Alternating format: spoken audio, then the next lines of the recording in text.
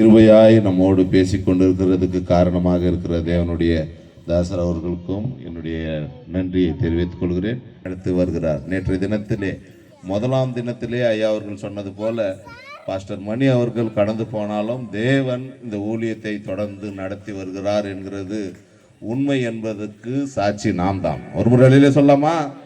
தேவன் தொடர்ந்து நடத்தி வருகிறதுனாலே அநேக காரியங்களை திட்டம் வைத்து நாங்கள் செய்து கொண்டு வருகிறோம். அவை யாவும் உங்களுக்கு தெரியும்.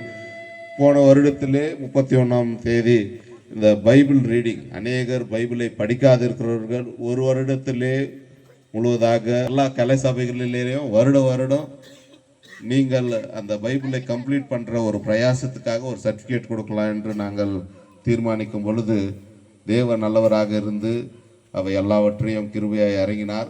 யார் ஃபஸ்ட்டு படிக்கிறீங்கோ, செகண்ட் படிக்கிறீங்கோ, தேர்ட், அப்படி ஒரு ரேங்கிங் கூட பண்ணோம். அதில் ஒரு ஃபஸ்ட்டு 3 பேருக்கு மாத்திரம் ஒரு மெடல் கூட கொடுக்கலான்னு நினைக்கிறோம். எல்லாத்த விட இன்றைக்கு கணம் புரிந்த ஐயா அவர்கள் கையின் மூலமாக நாம் இந்த சர்டிஃபிகேட்டை வாங்கிக்குவது மிகவும் ஒரு ஸ்லாக்கியமாக கருதுகிறேன். நான் இந்த பைபிள் ரீடிங்கில் கம்ப்ளீட் பண்ண பேர்களை நான் படிக்கிறேன். நீங்கள் மேலே வரும்படி உங்களை அன்போடு கேட்டுக்கொள்கிறேன். தீபா கோபி, வியூலா சந்திரபாபு, ஸ்வர்ணா, சுமா கோபி, அருணா சவுந்தரராஜன், ஏசுநேசன் பட்டாபி, பிரியாங்கா சிவகுமார், எலிஜபெத் சிஸ்டர் எஸ்ஆர்புரம், கலா சிலோதரை, வியூலா ஜோதி கொண்டபாளையம், உஷா డానియల్. நீங்கள் மேலே வரும்படி உங்களை అన్బోర్డు కేట్టుకొల్கிறேன். మీరు పైకి రావాల్సిందిగా మిమ్మల్ని ప్రేమతో మనవి చేస్తున్నాను.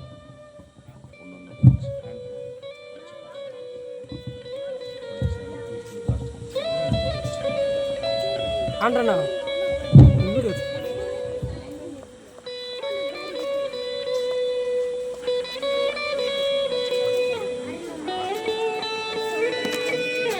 ஒரு அடுத்த காலத்திலே இவர்கள் பைபிளை படித்து முடித்தார்கள்.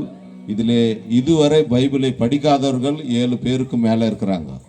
சிலர் படிப்பு தெரியாதவர்கள் கூட அந்த பைபிளை மாத்திரம் படிக்கிற கிருபையை பெற்றிருக்கிறதுனாலே தேவன் பைபிளை கம்ப்ளீட் பண்ண கிருபையாய் இறங்கினார்.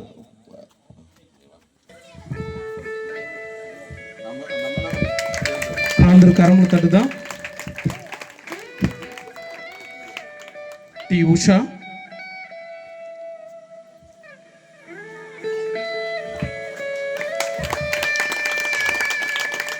స్వర్ణ,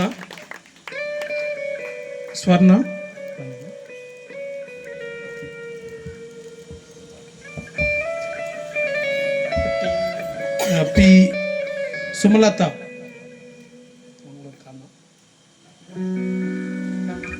టి అరుణ,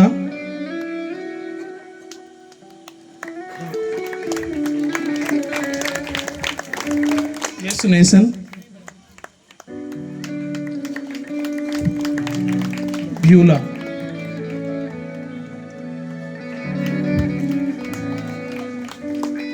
Kalavathi,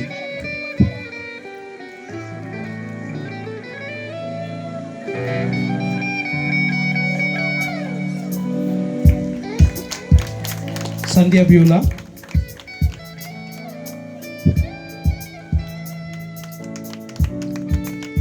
sister Elizabeth, pastor Elizabeth, Priyanka,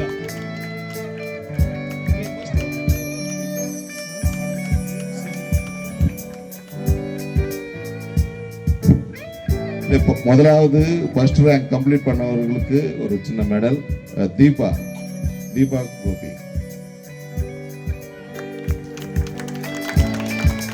second Beulah Chandrababu,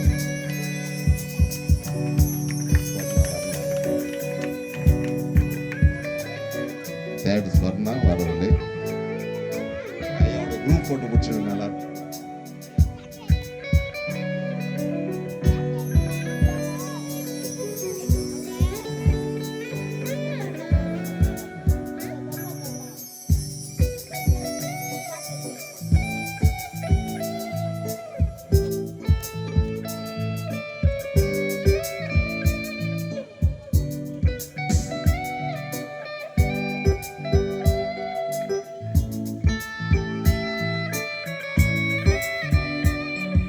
அதே போல இன்னும் படிக்க கிரிக்கெட்டுக்காக இல்லை, தேவனுடைய ராஜ்யத்தை நாம் இந்த உலகத்திலே கட்டுவர்களாக இருக்கிறதுனால இந்த காரியங்களிலே நாம் முன்னே செல்ல தேவன் கிருபையாக இறங்குவாராக. அதே போல வருடம் நாம் நடத்தி வருகிறோம். கடந்த வருடத்திலே நம் நடுவில் இருக்கிற பாஸ்டர் ஜான் ஜோசப் அவர்களுக்கு நாம் கொடுத்தோம். இந்த வருடத்திலே 2 பேரை நாம் தேர்ந்தெடுத்திருக்கிறோம். இதற்காக ஐயானுடைய ஊழியங்களிலே அவர்கள் ஒத்தாசையாக இருந்து, சொல்லப்போனால் அவ்வளவு பெரிய பைபிளை படிக்கிறாலோ ஞானம் கூட முதலில் இல்லாதிருந்து ஞானத்தை தேவன் கொடுத்து ஒரு பெரிய ஊழியக்காரர்களாக அவர்களை அநேக கிராமங்களை சந்தித்து ஊழியங்களை செய்ய தேவன் அவர்கள் மூலமாக கிருபையாக இறங்கி நடத்தி வருகிறதுனால இவர்களுக்கு ஒரு சின்ன ஒரு மணி மெமோரியல் அவார்டை கொடுக்கலாம் என்று நாங்கள் தீர்மானித்திருக்கிறோம். இது சிறிதாக இருந்தாலும் தேவன் பெரிதான காரியங்களை, மகத்துவமான காரியங்களை தேவன் அவர்களோடு செய்வாராக. முதலாவது சிஸ்டர் எலிசபெத் அவர்கள் முன்னே வரும்படி கேட்டுக்கொள்கிறேன்.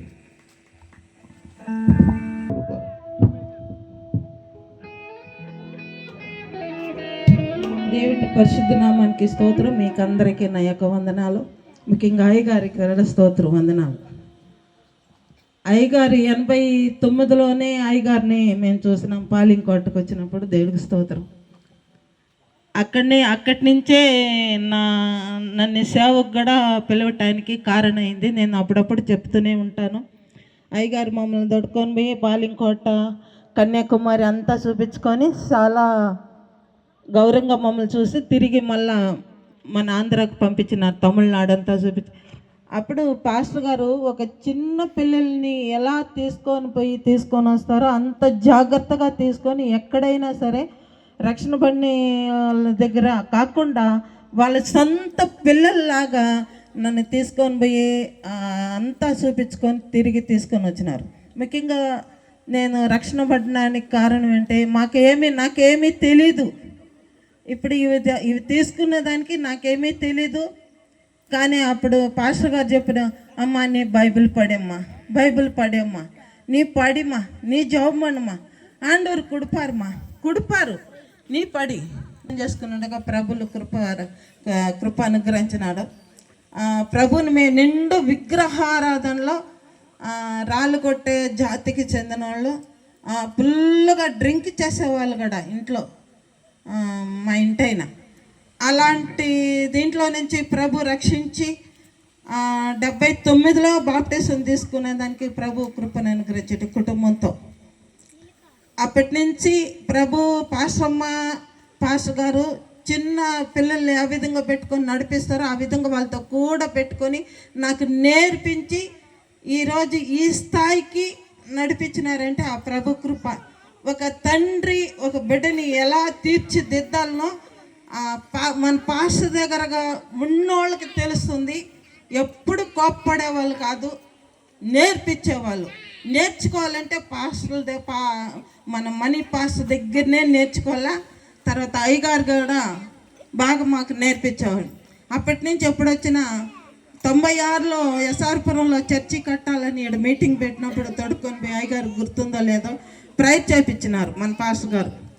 ఇక్కడ పెద్ద చర్చ్ అవుతుంది, చాలా విలువ కూడా అవుతుంది అని ప్రవచన రూపంలో చెప్పినారు.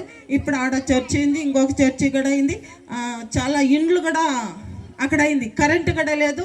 అక్కడ అడవి ప్రాంతం, పాములు, ఎలుకబంట్లు అవి ఇవి అక్కడ చదువుకున్న వాళ్ళకు పెద్దవాళ్ళకు తెలుస్తుంది. హై స్కూల్ కాడ అంటే కొండలో చర్చి ఇప్పుడు చాలా అక్కడ ఆశీర్వాదకరంగా ఉంది. అలా సంఘాన్ని చూసుకునేది నాకేమీ తెలియని దాన్ని టేజీకి వాక్యం చెప్పి మైక్లో మాట్లాడేదానికి అవార్డు తీసుకునేదానికి నేను ఏమాత్రం తగిన దానికి కాదు. ప్రభు కృప నా పైనుంచి మన పాస్టర్ గారు నాకు నేర్పించినారు. ప్రభు నాకు నేర్పించినాడు. ఇంతవరకు పాస్టర్ గారు చాలా ఎంత తగ్గించుకొని మనకు సువార్త మా కుటుంబం కోసమే వచ్చినట్టుగా అనేక ప్రాంతాల్లో తిరిగి అన్ని జనులను విగ్రహారాధనని రక్షించి మమ్మల్ని నడిపించినారు సేవలో. ఇంతవరకు నడిపించిన ప్రభుల వారికి దేవుడికి స్తోత్రాలు చేస్తారు. ఈ అవకాశం ఇచ్చిన ఎటుండే సేవకులకు అందరికీ స్తోత్రాలు. நம்மெல்லாரும் கரங்களை தட்டலாம்.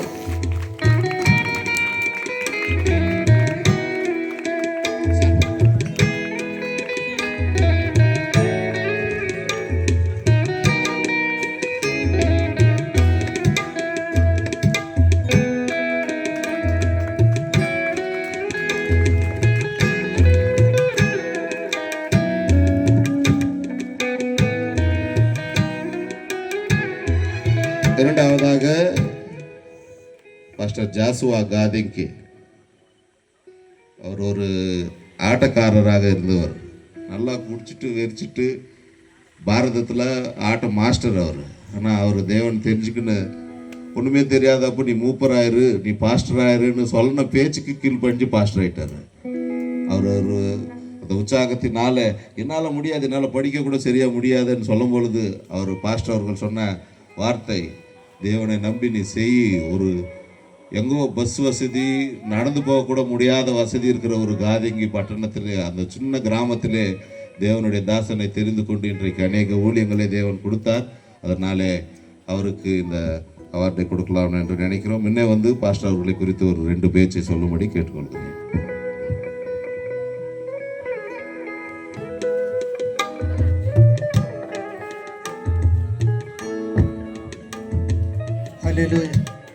ప్రియమైన దేవుని పిల్లలకు నా విజ్ఞాపన, పాస్టర్ గారికి వందనములు, కుటుంబ సభ వారికి వందనము. దేవుని పిల్లారా, మొట్టమొదటిగా నేను బాప్తిస్మం ఉన్నది, నేను ఒక తాగుబోతాడు అంటే ఆట వీధి నాటకాలు నేర్పించాడు, కామ కథ, బుర్ర కథలు, సన్యాసమ్మ కథ, మారుకొండ చరిత్ర, ఇటువంటి ఆట పాటలు నేర్పించేవాడు. ఒకరోజు ఇక్కడ మన జాన్జోబు గారు ఉన్నారు, వాళ్ళ తండ్రి పెద్ద వయసువాడు. మాకు చాలా ఒక అన్న మాదిరిగా, ఒక కుర్చీ మాదిరిగా పాట ఎత్తిచ్చేస్తున్నాం. అటువంటి ఆట పాటలు నేర్పించేవాడు. ఒకరోజు మా తమ్ముని యొక్క పెండ్లికి, ఆ పెండ్లి తీసుకున్నప్పుడు పాస్టమ్మ గారు, పాస్తయ్య గారు ఇక్కడ ఉన్నారు. నేను వచ్చేటప్పుడే గాదిగలో 2 గ్లాసులు తాగినాను. పిల్లార గుప్పలో మంచి ఆ సభారు ఉంది, అక్కడ 2 గ్లాసులు తాగినాను. 4 గ్లాసులు తాగి వచ్చినప్పుడు నేను వాళ్ళు అడుక్కుని వచ్చి ఇక్కడ వచ్చేటప్పుడు వాళ్ళు పత్రిస్తున్నప్పుడు, ఎవరు నువ్వు? సైమన్ అన్న అన్నారు. అంటే మా తమ్ముడు కొంచెం ఎర్రగూడ, మేము నల్లగూడ కానీ కాబట్టి ఆ పోటల గురించి మీరు సైమన్ అన్న అడిగినారు. వాళ్ళు ఇప్పుడు చెప్పినట్లుగా ఉంది. కానీ నాకు బోధించి వాళ్ళు కొంచెం కోడి కూర పెట్టారనమాట. కోడి కూర పెట్టినప్పుడు నాకు కొంచెం కైపు ఎక్కువైంది. హల్లెలూయా. అవును, చాలా కొంచెం అంటే కొంచెం భయం వచ్చింది. వాళ్ళు దేవుని యొక్క వాక్యము ఒక అరగంట టైం బోధించారు. బోధించినప్పుడు దేవునిలారా, నేను అప్పుడే నా యొక్క మనసు మారింది. మారినప్పుడు కూడా నేను చాలా రోజులు కూడా పాస్టర్ గారు మా ప్రాంతానికి వచ్చినాడు. అయ్యగారు వచ్చినప్పుడు కూడా మేము ఒక కొండ లోయలో ఉండే, అక్కడ తెలియదు ఒక ఇది. ఆయన నెలకు ఒక 2 రోజులు 3 రోజులు వచ్చిన ఆయన పాస్టర్ గారు వచ్చి, మేము అక్కడి నుంచి వచ్చి నడుచుకునే వస్తాం, మూలవరకు నుంచి నడుచుకుని వెళ్తాం. వచ్చి 6 నెలల వరకు బాప్తీసం ఇవ్వలేదు మాకు. ఎందుకంటే నేను ఆటగాడు, ఒక తాగిపోతాడు, తిరిగిపోతాడు. బాప్తీసం ఇవ్వలేదు కాబట్టి సరే పాస్టమ్మ గారు చాలా మా తల్లి ప్రేమగా, అయ్యగారు మా తండ్రి ప్రేమగా చూసి నన్ను ఒక 50,000 అప్పున్నా కూడా ఒక చిన్నావు పట్టుకొని దీని మేపుకొని సువార్త చెప్పినారు. సువార్త చెప్పుకుంటూ కొన్ని రోజుల వరకు నువ్వు సేవ చేయాలని నాకు వద్దన్నాను. వద్దని నువ్వు సేవ చేయాలన్నారు. ఆయన మూలంగా కొన్ని వాక్యాలు నేర్పించినప్పుడు కొన్ని ఇక్కడే ఉండి కూడా నేను ఇక్కడ వచ్చే, నేను ఒక నెలకు 3 రోజులు 4 రోజులు కూడా ఇక్కడ ఉండిపోయినప్పుడు దేవుని బిడ్డలారా, మాకు చాలా ఆయన నేర్పించి కొన్ని బాధలు పడి, ఒక లోయ ఉంది, ఆ లోయలో దిగి వచ్చిన పాస్టర్ గారు అవి వెళ్ళబోతా ఉందన్నమాట, ఒక లోతు. అటువంటి సమయంలో కూడా ఆయన భయపడకుండా తీసుకుని వచ్చి మమ్మల్ని ప్రార్థన చేసి తిరిగి వెళ్ళేవాయన. అటువంటిది నాకు మనసు మార్చి 6 నెలలకు వచ్చి బాప్తి తీసుకున్నాను అయ్యగారి దగ్గర. 6 నెలలకు బాప్తి తీసుకున్నప్పుడు మేము ఇద్దరు నడుచుకుని వచ్చి ఇక్కడ వచ్చి వంట చేద్దాం. మేము వంట చేసి వీళ్ళు కంద పెట్టి నేను తిరిగి మళ్ళీ ఇంటికి వెళ్తాం. అప్పుడు బస్సు లేదు మాకు. ఇటువంటి ఆయన గురించి నేను సేవ చేసి మాకు 4 సేవలు ఇచ్చాడు దేవుడు. గొప్ప ఆశ్రయించాడు, సేవ ఇచ్చాడు. కాబట్టి అయ్యగారి గురించి కూడా మొన్న రాత్రి ఒక సపనంలో నాకు కనపడినారు. అయ్యగారు ఇక్కడ ఇంకా పక్కన ఒక పాస్టర్ గారు అందరూ బోధిస్తున్నారు. నేను కూడా మైక్ని పెట్టి చెప్తున్నాను కాబట్టి ఆయన నన్ను కౌగిలించుకున్నాడు అనమాట. హల్లెలూయా, హల్లెలూయా. ఆ దర్శనం నాకు చాలా వచ్చింది. నేను వేసి చాలా సంతోషపడినాను అనమాట. దేవుని తోతరి సాక్షిని చెప్పిన 1 గంట టైం పట్టింది, కానీ 2 నిమిషాలు చెప్తారు. నేను ముగిస్తాను. దేవుని తోత్రం. அவார்டை பாஸ்டர் அவர்கள் கொடுக்கும்பொழுது பாஸ்டர் அம்மா சாலுவை வைத்து கேட்டுக்கொள்கிறேன்.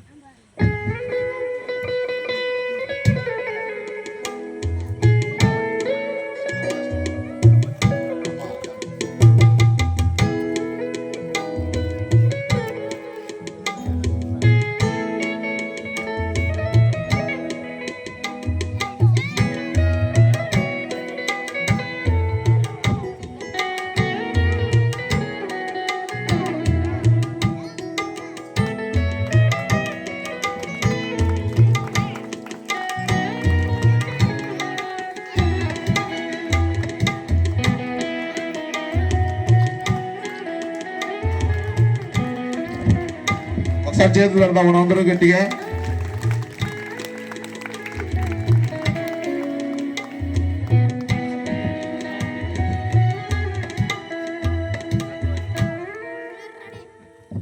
நாம் இந்த 4 நாள் கூட்டத்திலே ஒரு நல்ல மியூசிக் டீமாகவும் பாஸ்டர்களாகவும் நம் நடுவிலே வந்து தேவனுடைய ஊழியங்களை செய்கிறவர்களே நாம் கனப்படுத்த தேவன் கிருபையாக இருப்பாராக. முதலாவது பாஸ்டர் பெஞ்சமின் அவர்கள், நமக்கு அறிமுகம் தேவையில்லை. நம்மளுடைய சபையிலே ஆரம்ப நாட்களிலிருந்து அடிக்கடி வந்து தேவனுடைய செய்தியை, தேவனுடைய ஜபங்களிலே அநேக காரியங்களிலே இந்த சபை குறித்ததான ஒரு நல்ல தரிசனம் உள்ள தேவனுடைய தாசனாக இருக்கிறதுனால பாஸ்டர் ஜான் ஜோசப் அவர்கள் வந்து அவரை கனப்படுத்தும்படி கேட்டுக்கொள்கிறேன்.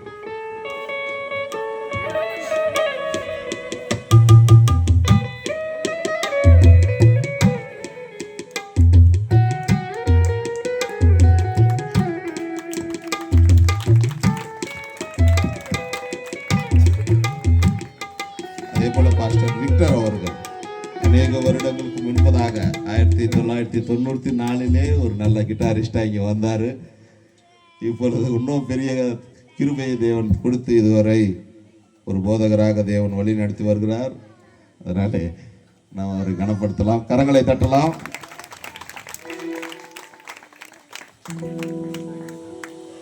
அதே போல பிரதர் ஜோ மணி கேட்டுக்கொள்கிறேன். ராஜு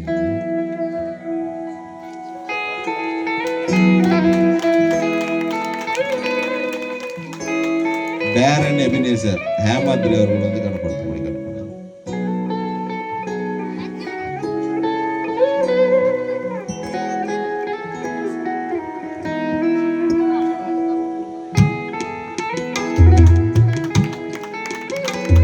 அதே போல பிரதர் செல்வம் அவர்களை இன்னொரு மணி கண்டுபிடிக்கிறேன். ஓவேத் அவர்கள் வந்து கனப்படுத்த. அதில் அந்த கூட்டத்தினுடைய செலவில கூட அநேக பாகம் தேவனுடைய போதகர் ஏற்றுக்கொண்டார். நான் இன்றைக்கும் மறக்க முடியாத ஒரு காரியம், என்னுடைய தகப்பனார் மரணத்திலே சொல்லியிருக்கணும். எல்லா செலவும் ஐட்டா பேர் பாஸ்டர் வந்து அந்த காலத்தில் ஒரு 32 வருடத்துக்கு முன்பதாக என்னுடைய தகப்பனார்கிட்ட பார்த்து சொன்ன வார்த்தை, இது உன்னுடைய வீட்டுக்கு ஒரு காசு வச்சுக்கோ, இந்த அமௌண்ட் இது வந்து நீங்கள் திருப்பியும் ஊழியத்துக்கண்டெல்லாம் என்ன பண்ணக்கூடாது, செலவே பண்ணக்கூடாது, இது பர்சனல், நான் பார்த்துன்னு தான் இருக்கிறேன் அவங்கள அப்படின்னு சொல்லிட்டு சரி ஒரு தொகையை கொடுத்தார். அந்த தொகையை கட்டாயம் நீங்கள் போய் ஃபிக்ஸ்டில் போடணும்னு சொல்கிறதுனால ஐயாவை மதித்து என் தகப்பனார் போய் ஃபிக்ஸ்டில் போட்டு, அதுதான் எங்கள் தகப்பனார் சம்பாரித்து எங்களுக்கு கொடுத்த ஒரு பெரிய அமௌண்ட். அதுக்கு மிஞ்சின அமௌண்ட் நாங்கள் அவர்கிட்ட பார்க்கவே இல்லை. ஒரு முறையில் சொல்லாமா, அதை தான் ஊழியத்திலிருந்து இல்லை, ஐயாவு மூலமாக கொடுக்கப்பட்ட அமௌண்ட்டு தான் எங்களுடைய காரியத்திலே ஒரு பெரிதான ஒரு தொகையாக மாறிவிட்டது. ஏனென்றால் இப்பேற்பட்ட கூட்டங்கள் முடிந்த உடனே மறுநாள் காலையில் உக்காந்து எல்லாத்தையும் செட்டில் பண்ணிட்டு ஒரே ₹1 மிச்சம் பண்ணிக்க மாட்டார். எல்லாத்தையும் பங்கிட்டு நெக்ஸ்ட் டே திருப்பியும் என்ன பண்ணணும்னு ஆலோசிக்கணும். அப்பேற்பட்ட ஒரு நல்ல தேவனுடைய தாசன். அவரை குறித்து என்ன காட்டிலும் போதகர் நல்லா அறிவார். அவர் ஃபர்ஸ்ட் நாள்ல இருந்து நல்லா சொன்னார் தேவனுடைய தாசன் குறித்து தான் அந்த ஊழியங்களை. நிஜமும் எங்களுக்கு அது ஒரு உற்சாகமாக இருந்தது. அது எங்களுடைய கடமைகளை ஞாபகப்படுத்துறதாக இருந்தது. அப்பேற்பட்ட ஒரு பெரிய போதகர் நம் நடுவிலே வருவது மிகவும் ஒரு ஸ்லாக்கியமாக நாங்கள் கருதுகிறோம். பெரிய ஆசீர்வாதம். நான் அநேக முறை போதகர் அவர்களை கேட்டேன், வரன்னு சொல்லினே இருந்தார். ஆனால் தேவனுடைய திட்டம் இப்போ நிறைவேறதுனால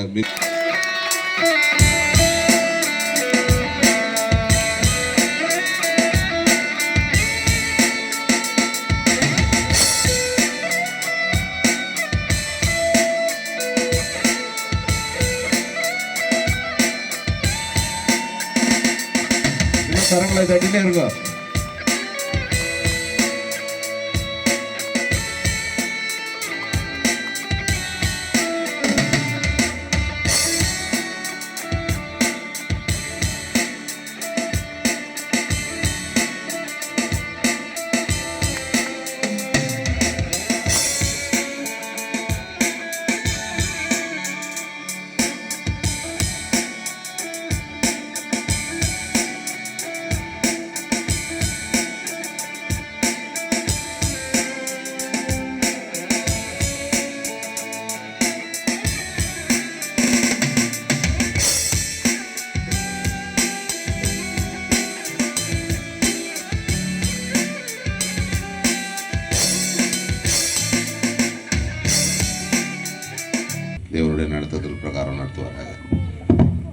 ఇచ్చినటువంటి వాడుగా ఉంటున్నాడు. పాస్టర్ డానీ గారు చెప్పిన విధంగా నేను చెప్పాలనుకున్నాను.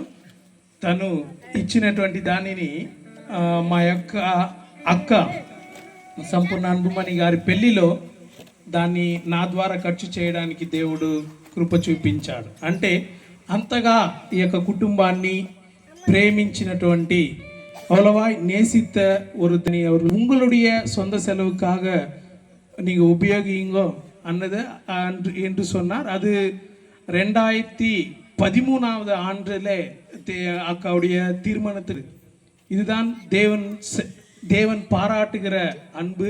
அந்த அன்பு நிமித்தம் அவர் இந்த குடும்பத்தை, இந்த கிராமத்தையும் எங்கள் குடும்பத்தையும் நேசித்தார். அது மாத்திரமல்ல, நம் அனைவருக்கும் தெரியும், நம்முடைய 4 ஆண்டுகளுக்கு 2021 ஆண்டு இதே ஏப்ரல் 9ஆம் தேதி நம்முடைய ஆவிக்குரிய தகப்பன் அவர் நம்முடைய தேவன் வீட்டுக்கு சென்றார். அப்பொழுது அவர் முதலாவது சனிக்கிழமை சாயந்தரம் ஒரு 7 மணிக்கு இங்கே வந்துட்டு போனாருங்க. திருப்பியும் மறுநாள் ஞாயிற்றுக்கிழமை வர வேண்டும். ஐயா, ஏன் இவ்வளோ அலைச்சல் உங்களுக்கு? நான் இது என் கடமை, இது என் கடமை, நான் வந்து பார்க்க வேண்டியது என்னுடைய கடமை, அது என்னுடைய வேலை, நான் வந்து அடக்கம் பண்ண வேண்டியது என்னுடைய வேலை. ஐயா, நீங்கள் ஒரே வாட்டி வந்து நீங்கள் பலவீன ஐயா, ஏன் இவ்வளோ தூரம் பிரயாணப்பட்டு திருப்பியும் வரீங்கன்னா இது என் கடமை, அது என்னுடைய வேலை, நான் ரெண்டையும் செய்ய விரும்புகிறேன் என்று சொல்லி குடும்பம் ஒரு ஐயா நம் நடுவில் இருக்கிறது நமக்கு ரொம்ப சந்தோஷம். நான் முதல் நாளிலே சொன்னேன், நான் கண்டிப்பாக நான் வரணுமா, நான் தான் வரணுமா இந்த மீட்டிங்க்கு என்று 2 வார்த்தை கேட்டார். ஆமாம் ஐயா, நீங்கள் தான். உடனே அவர் நேரத்தை எடுத்து நாம் கேட்ட நேரத்தில் அவர் இங்கே வந்து தேவனுடைய வார்த்தையை சபையையும் குடும்பத்தையும் வந்திருக்கிற அனைவரையும் எல்லா கிளை முகாந்திரமாக நம்மோடு பேசி நாம் எப்படி இந்த உலகத்தில் தேவனுடைய ராஜ்யத்தை கட்ட வேண்டும், அது மாத்திரமல்ல தேவனுடைய ராஜ்யத்துக்காக எப்படி நாம் வாழ வேண்டும் என்கிறதை நமக்கு சொல்லித்தரும்படியாக நாம் அனைவரும் எழுந்து நின்று கரங்களை தட்டி ஐயா அவர்களை வரவேற்போம்.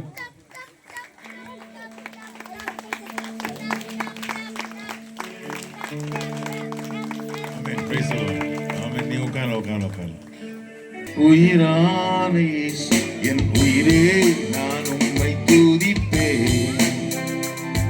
என் உயிரே, நான் உம்மை துதிப்பேன். என் உயிரே,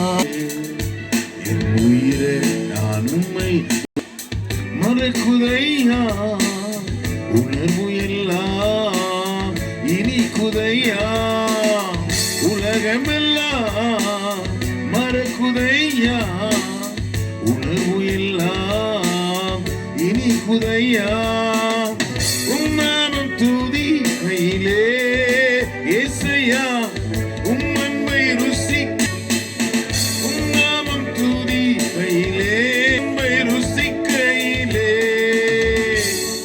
என் உயிரான உயிரான உயிரான இயேசு, என் உயிரான உயிரான உயிரான இயேசு, என் உயிரான இயேசு, என் உயிரோடு கலந்து என் உயிரே நான் உம்மை துதிப்பேன். என் உயிரே நான் உம்மை துதிப்பேன். என் உயிரே நான் உம்மை துதிப்பேன்.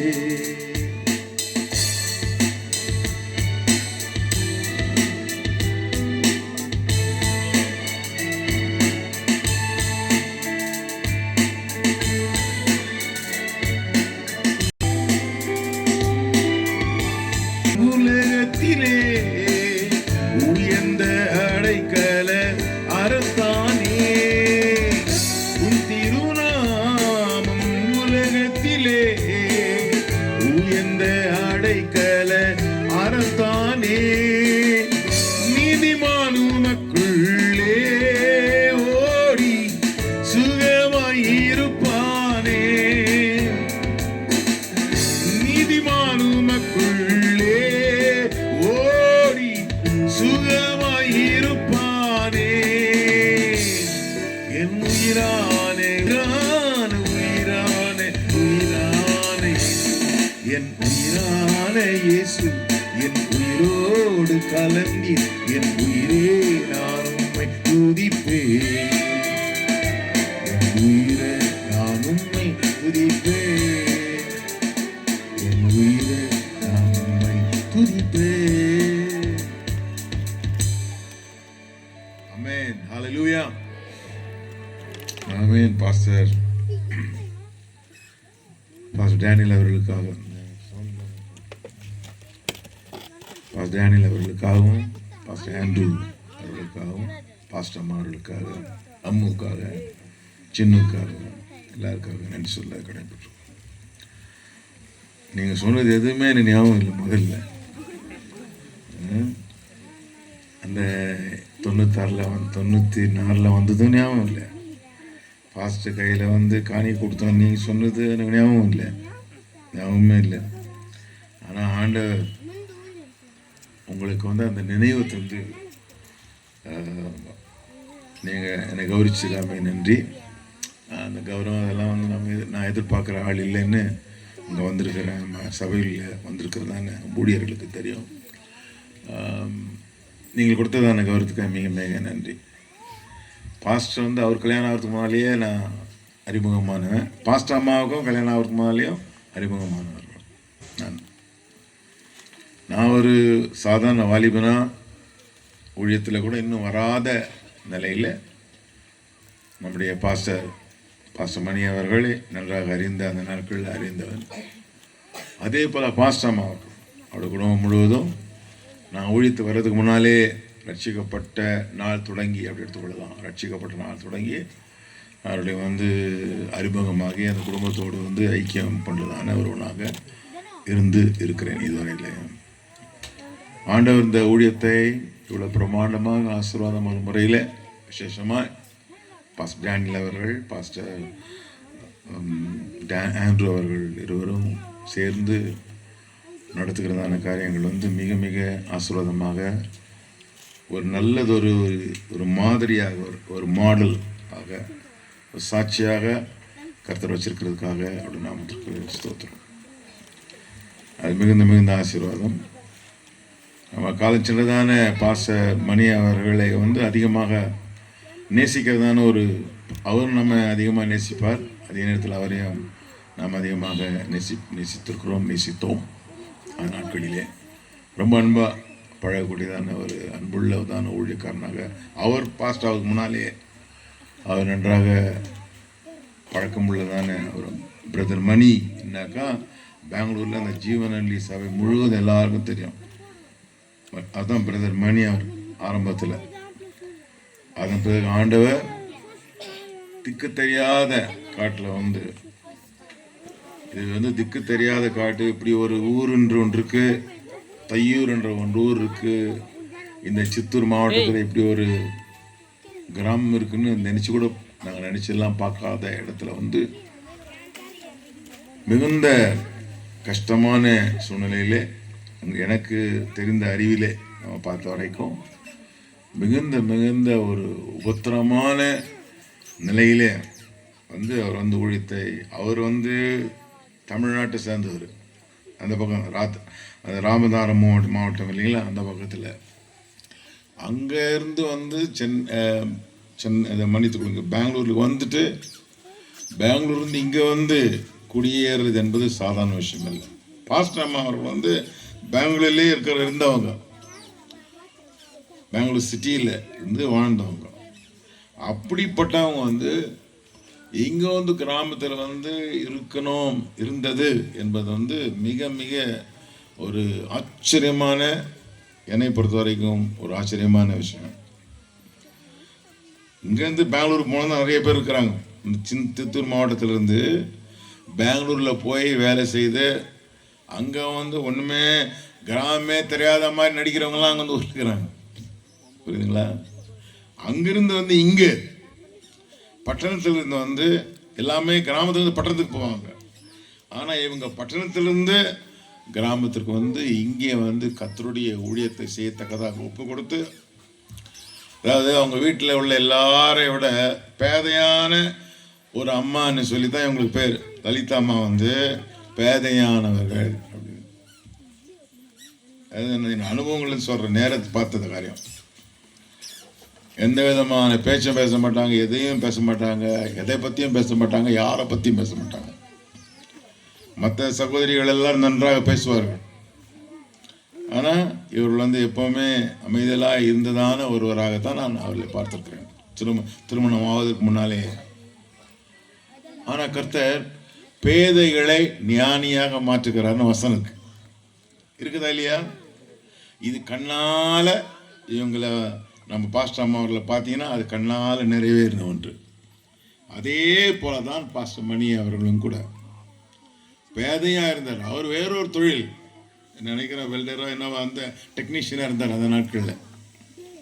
அப்படிப்பட்டதான் இருந்த அவரை ஆண்டவர் தெரிந்து கொண்டு ஞானிகளை வெட்கப்பட்டும்படியாக ஆண்டவர் பேதையை தெரிந்து கொண்டு அற்புதமா இந்த ஃபுல் காஸ்பல் சபைக்குட்பட்டதான எல்லா கிளை சபை, எத்தனை கிளை சபைகள் என்று எனக்கு தெரியாதான கிளை சபைகளை பார்க்கிலும் இந்த இடத்துல இருக்கிறதான இந்த தையூர் சபையின் மூலமாக எழுப்பப்பட்ட சபைகள் தான் சிறந்த சபைகள் என்று நான் அறிவேன். எல்லா சபையை பார்க்கலாம், எல்லா ஊழியக்காரை பார்க்கலாம் சிறந்த ஊழியக்காரர் என்பதை பாஸ்டர் மணி அவர்கள் பெயர் எடுத்திருக்காங்க. அமெரிக்க தேசத்தில் போனாலும் கூட அமெரிக்க தேசத்துக்கு போய் அங்குள்ளதான இந்த சபைக்குட்பட்ட தொடர்புடையவர்கள் அவர்களை பார்த்தபோது அவர் சொன்ன காரியம் எல்லா பாஸ்டரை பார்க்கலாம், எல்லா ஊழியங்களை பார்க்கலாம் இந்த தையூர் ஊழியம்தான் விசேஷமான ஊழியம் என்று காலம் சென்றதான பாஸ்டர் ஜார்ஜ் ஐயா அவர்கள் வார்த்தை என் காதால கேட்டிருக்கேன். ஆண்டவர் தொடர்ச்சியா இந்த ஊழியத்தை இம்மட்டு ஆசீர்வதித்தாரு. இப்போது நீங்க காண்பது மிக மிக குறைவு. தேவன் இதை விட இன்னும் பெரிதான ஆசீர்வாதம் கத்த கட்டளையாளர் இருக்கிறார். எத்தனை பேர் நம்புகிறோம்? நல்ல நல்ல சத்தமா ஹல்லேலூயா, ஆமென். கர்த்தருக்கு ஸ்தோத்திரம். இந்த 3 நாள்ல இந்த கூட்டத்தில் கலந்து கொள்ளக்கூடிய வாய்ப்பை அடிமைக்கு தந்ததற்காக ஆண்டவருக்கு நன்றி சொல்ல கடமைப்பட்டிருக்கிறாங்க. இது எனக்கு ஊழியத்திற்கு மட்டும் பிரயோஜனம் மட்டும் இல்லை, அதே நேரத்தில் என்னுடைய சரீரத்தினுடைய உடல்நிலையை பரிசோதித்து கொள்ளக்கூடியதான ஒரு நல்ல வாய்ப்பை ஆண்டவர் கொடுத்தார். நான் மட்டும் இந்த ஊழியத்திற்கு இந்த நாட்கள் வராது இருந்திருப்பேன். ஆனால் இந்த பரிசோதனை எல்லாம் தள்ளி போயிட்டே இந்த எத்தனையோ மாதங்களாக தள்ளி போயிருந்திருக்கும். ஆனால் ஆண்டவர் பாருங்க, எல்லாமே அவர் சித்தத்தின்படியே செயல்படுகிற ஆண்டவர். இங்கே ஊழியத்தை நடத்தவும் அதே நேரத்தில் சரீரத்தினுடைய பலவீனங்கள் என்னது இருக்கிறது என்பதை கண்டுபிடிக்க அல்லது சிகிச்சை பெறுவதற்கு எதுவாய் ஆலோசனை பெறுவதற்கு எதுவாக ஆண்டவர் இந்த நாட்களையும் தந்தது மட்டுமில்லாமல் எந்த விதமான சலனமும் அல்லாதபடிக்கு அமைதலோடு இருக்கக்கூடியதான வாய்ப்பை இந்த கடந்த 2 நாட்களையும் கத்தர் கொடுத்து இந்த 3வது நாளையும் கத்தர் கொடுத்ததற்காக அவருடைய நாமத்திற்கு ஸ்தோத்திரம். நீங்கள் கனப்படுத்துகிற அளவுக்கு நான் பெரிய ஆளும் கிடையாது, சரிங்களா?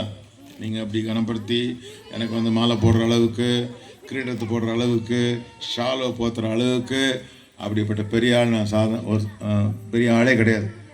ஒரு சாதாரணமான ஒரு ஊழியக்காரன். ஒரு காலத்தில் இந்த உலகத்தின் பின்னால் போய் கொண்டிருந்ததான என்னை ஆண்டவர் ரட்சித்து தெரிந்து கொண்டு அதன் பிறகு ஒரு ஊழியக்காரனாக வச்சு ஒரு 46 ஆண்டுகளாக ஒரு சபையை நடத்தும்படியான கிருபை தந்து 46 வருஷமாக சபைக்கு ஒரு ஊழியக்காரனாக வைக்க முடியும் தேவன் கொடுத்திருக்கிற பாக்கியத்துக்காக அவருடைய நாமத்துக்கு ஸ்தோத்திரம். இந்த இளம் ஊழியர்கள் இந்த சந்ததிக்கு எழும்பி இந்த சந்ததியிலே மிளறி விடும்படியான நட்சத்திரங்களாக கர்த்தர் அவர்களை எழுப்ப வைத்து தேவன் கிருபையாய் நடத்தி கொண்டிருக்கிற எல்லா விதங்களுக்காக அவருடைய பரிசுத்த நாமத்திற்கு ஸ்தோத்திரம். எல்லா துதி கனம் நம்முடைய ஆண்டவராகிய தேவனுக்கு, நம்முடைய பாஸ்டர் ஐயா அவர்களுக்கு, ஆண்டவருக்கு. அவர் பரலோகத்தில் இருக்கிறாரு. நம் கரங்களை தட்டி நன்றி சொல்லி கர்த்தரை ஸ்தோத்திரம். ஆமென், ஆமென், ஆமென். உங்ககிட்ட வரும்போதெல்லாம் நான் ஏதோ ஒரு பிரசங்கம் பண்ண வருவேன். இங்கே இன்னொன்று எல்லாம் மாறினே இருக்கும். அதே மாதிரி அங்கிருந்து நடந்து எல்லாம் யோசனை பண்ணிக்கிட்டே இங்கே உட்காந்து நீங்கள் பாடல்களை பாடும்போது ஆராதனை செய்து கொண்டிருக்கும் போது நானும் பெண் எடுத்தோ ரைட் இன்னைக்கு வந்து இந்த வசனம் தான் பேசலான்னு நினச்சிக்கிட்டு இருந்து பார்த்தா நீங்கள் பண்ண எல்லா காரியம் பார்த்தா பிரசங்கத்தை மாறி விடுது. அது எப்படி? அது கர்த்தருக்கு ஸ்தோத்திரம். லூக்கா சுவிசேஷம் 16ஆம் அதிகாரம் உள்ளதான ஒரு பகுதியில் ஆண்டவர் சொன்னதான வார்த்தையை வைத்து இந்த நாளிலே கர்த்தருடைய வார்த்தையை ஆண்டவர் போதிக்க வேண்டும் என்று சொல்லுகிறாரோ என்கிறதான உணர்வோடு முன்பாக நின்று கொண்டிருக்கிறேன். இது முடிந்த பிறகு கர்த்தருடைய பந்தி, அதாவது நற்கரணை, அந்த பந்தி இருக்கு இல்லைங்களா, அதெல்லாம் இருக்கிறது என்பதை நேற்று கத்தான கிருபையை ஆண்டவர் நமக்கு மற்ற 2 நாளில் கர்த்தரனை ஆசீர்வதித்தார், கர்த்தர் என்னோட பேசினார் நாம் என்று சொல்றவங்க கையை உயர்த்தி ஒரு ஆமேன்னு சொல்ல முடியுங்களா? உண்மைங்களாங்க?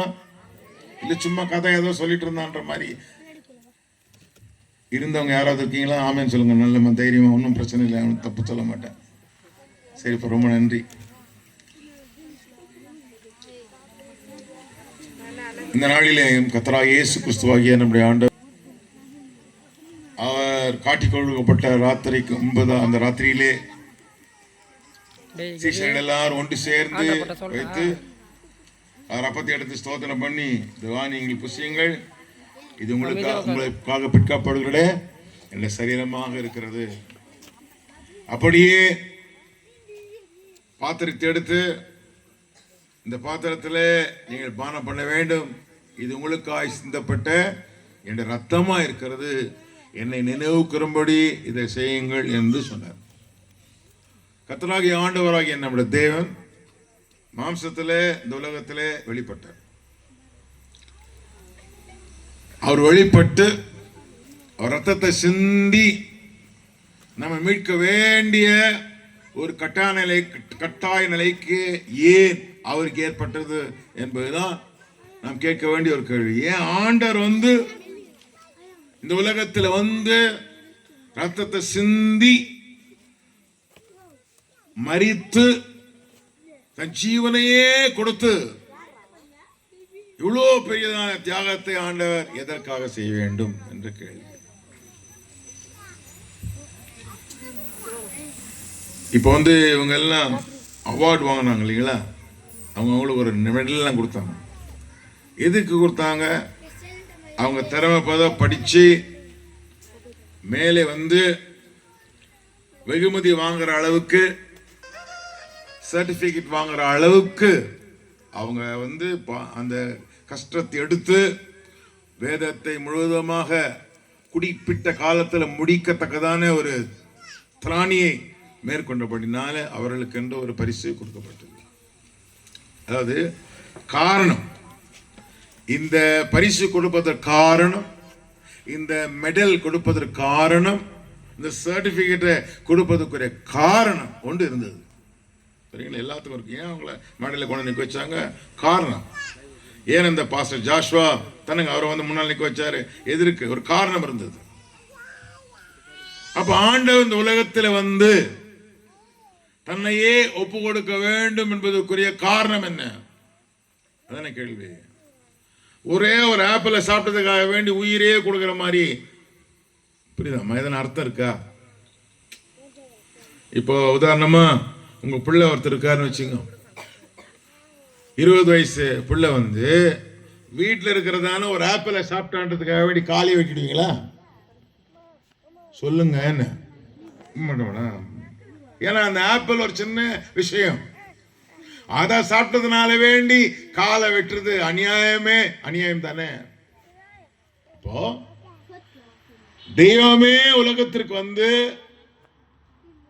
தன் உயிரையே கொடுக்கணும்ன்றதான சூழ்நிலை வரும்போது ஒரு சாதாரண ஒரு பழத்தை சாப்பிடுறதுக்காக வேண்டி, அந்த சாப்பிட்டதுனால வேண்டி அதுக்காக ஆண்டவர் உயிர் கொடுக்க வந்தாரா என்ற கேள்வி எழும்புகிறது.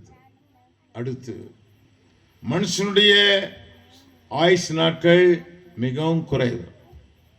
அவன் காலையிலே முளைத்து மாலையிலே அறுப்புண்டு போகிற புல்லுக்கு ஒப்பா இருக்க. மனுஷன் என்ன மாதிரி இருக்கானா?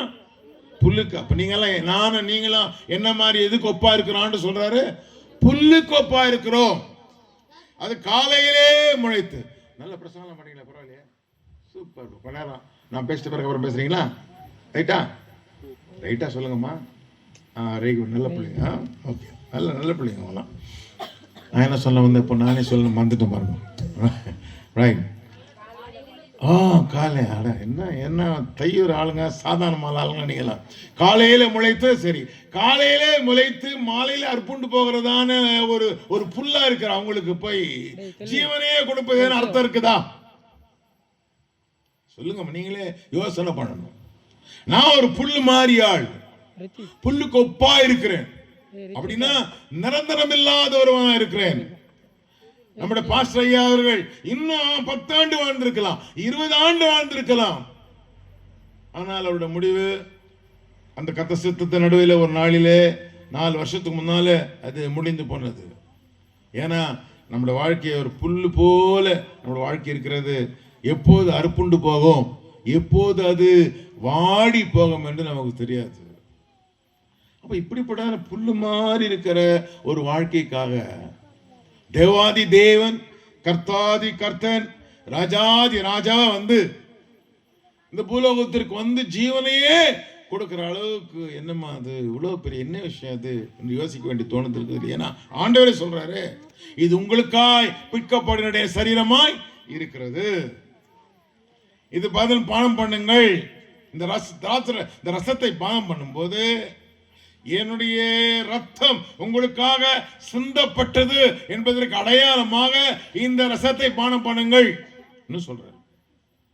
அதே நேரத்தில் என்னை நினைவு கூறும்படி இதை செய்யுங்கள் என்றார்.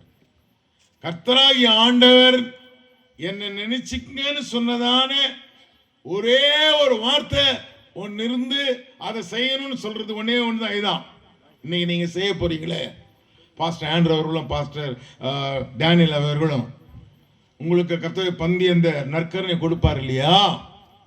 இதை செய்ய, இதை எப்படி செய்யணும்னா என்ன நினைக்கிறதுக்காக செய்யுங்க. அப்ப நம்ம கிறிஸ்துமஸ் கொண்டாடுறதோ ஈஸ்டர் கொண்டாடுறது இதெல்லாம் வந்து வேதத்தில் சொல்லப்படவில்லை, நாமே உருவாக்கி கொண்டதான ஒரு காரியம். ஆனா இது ஆண்டவர் சொன்னார். இன்னைக்கு நீங்க செய்ய போறீங்களே, இது ஆண்டவர் சொன்ன வார்த்தை. சரிங்களா?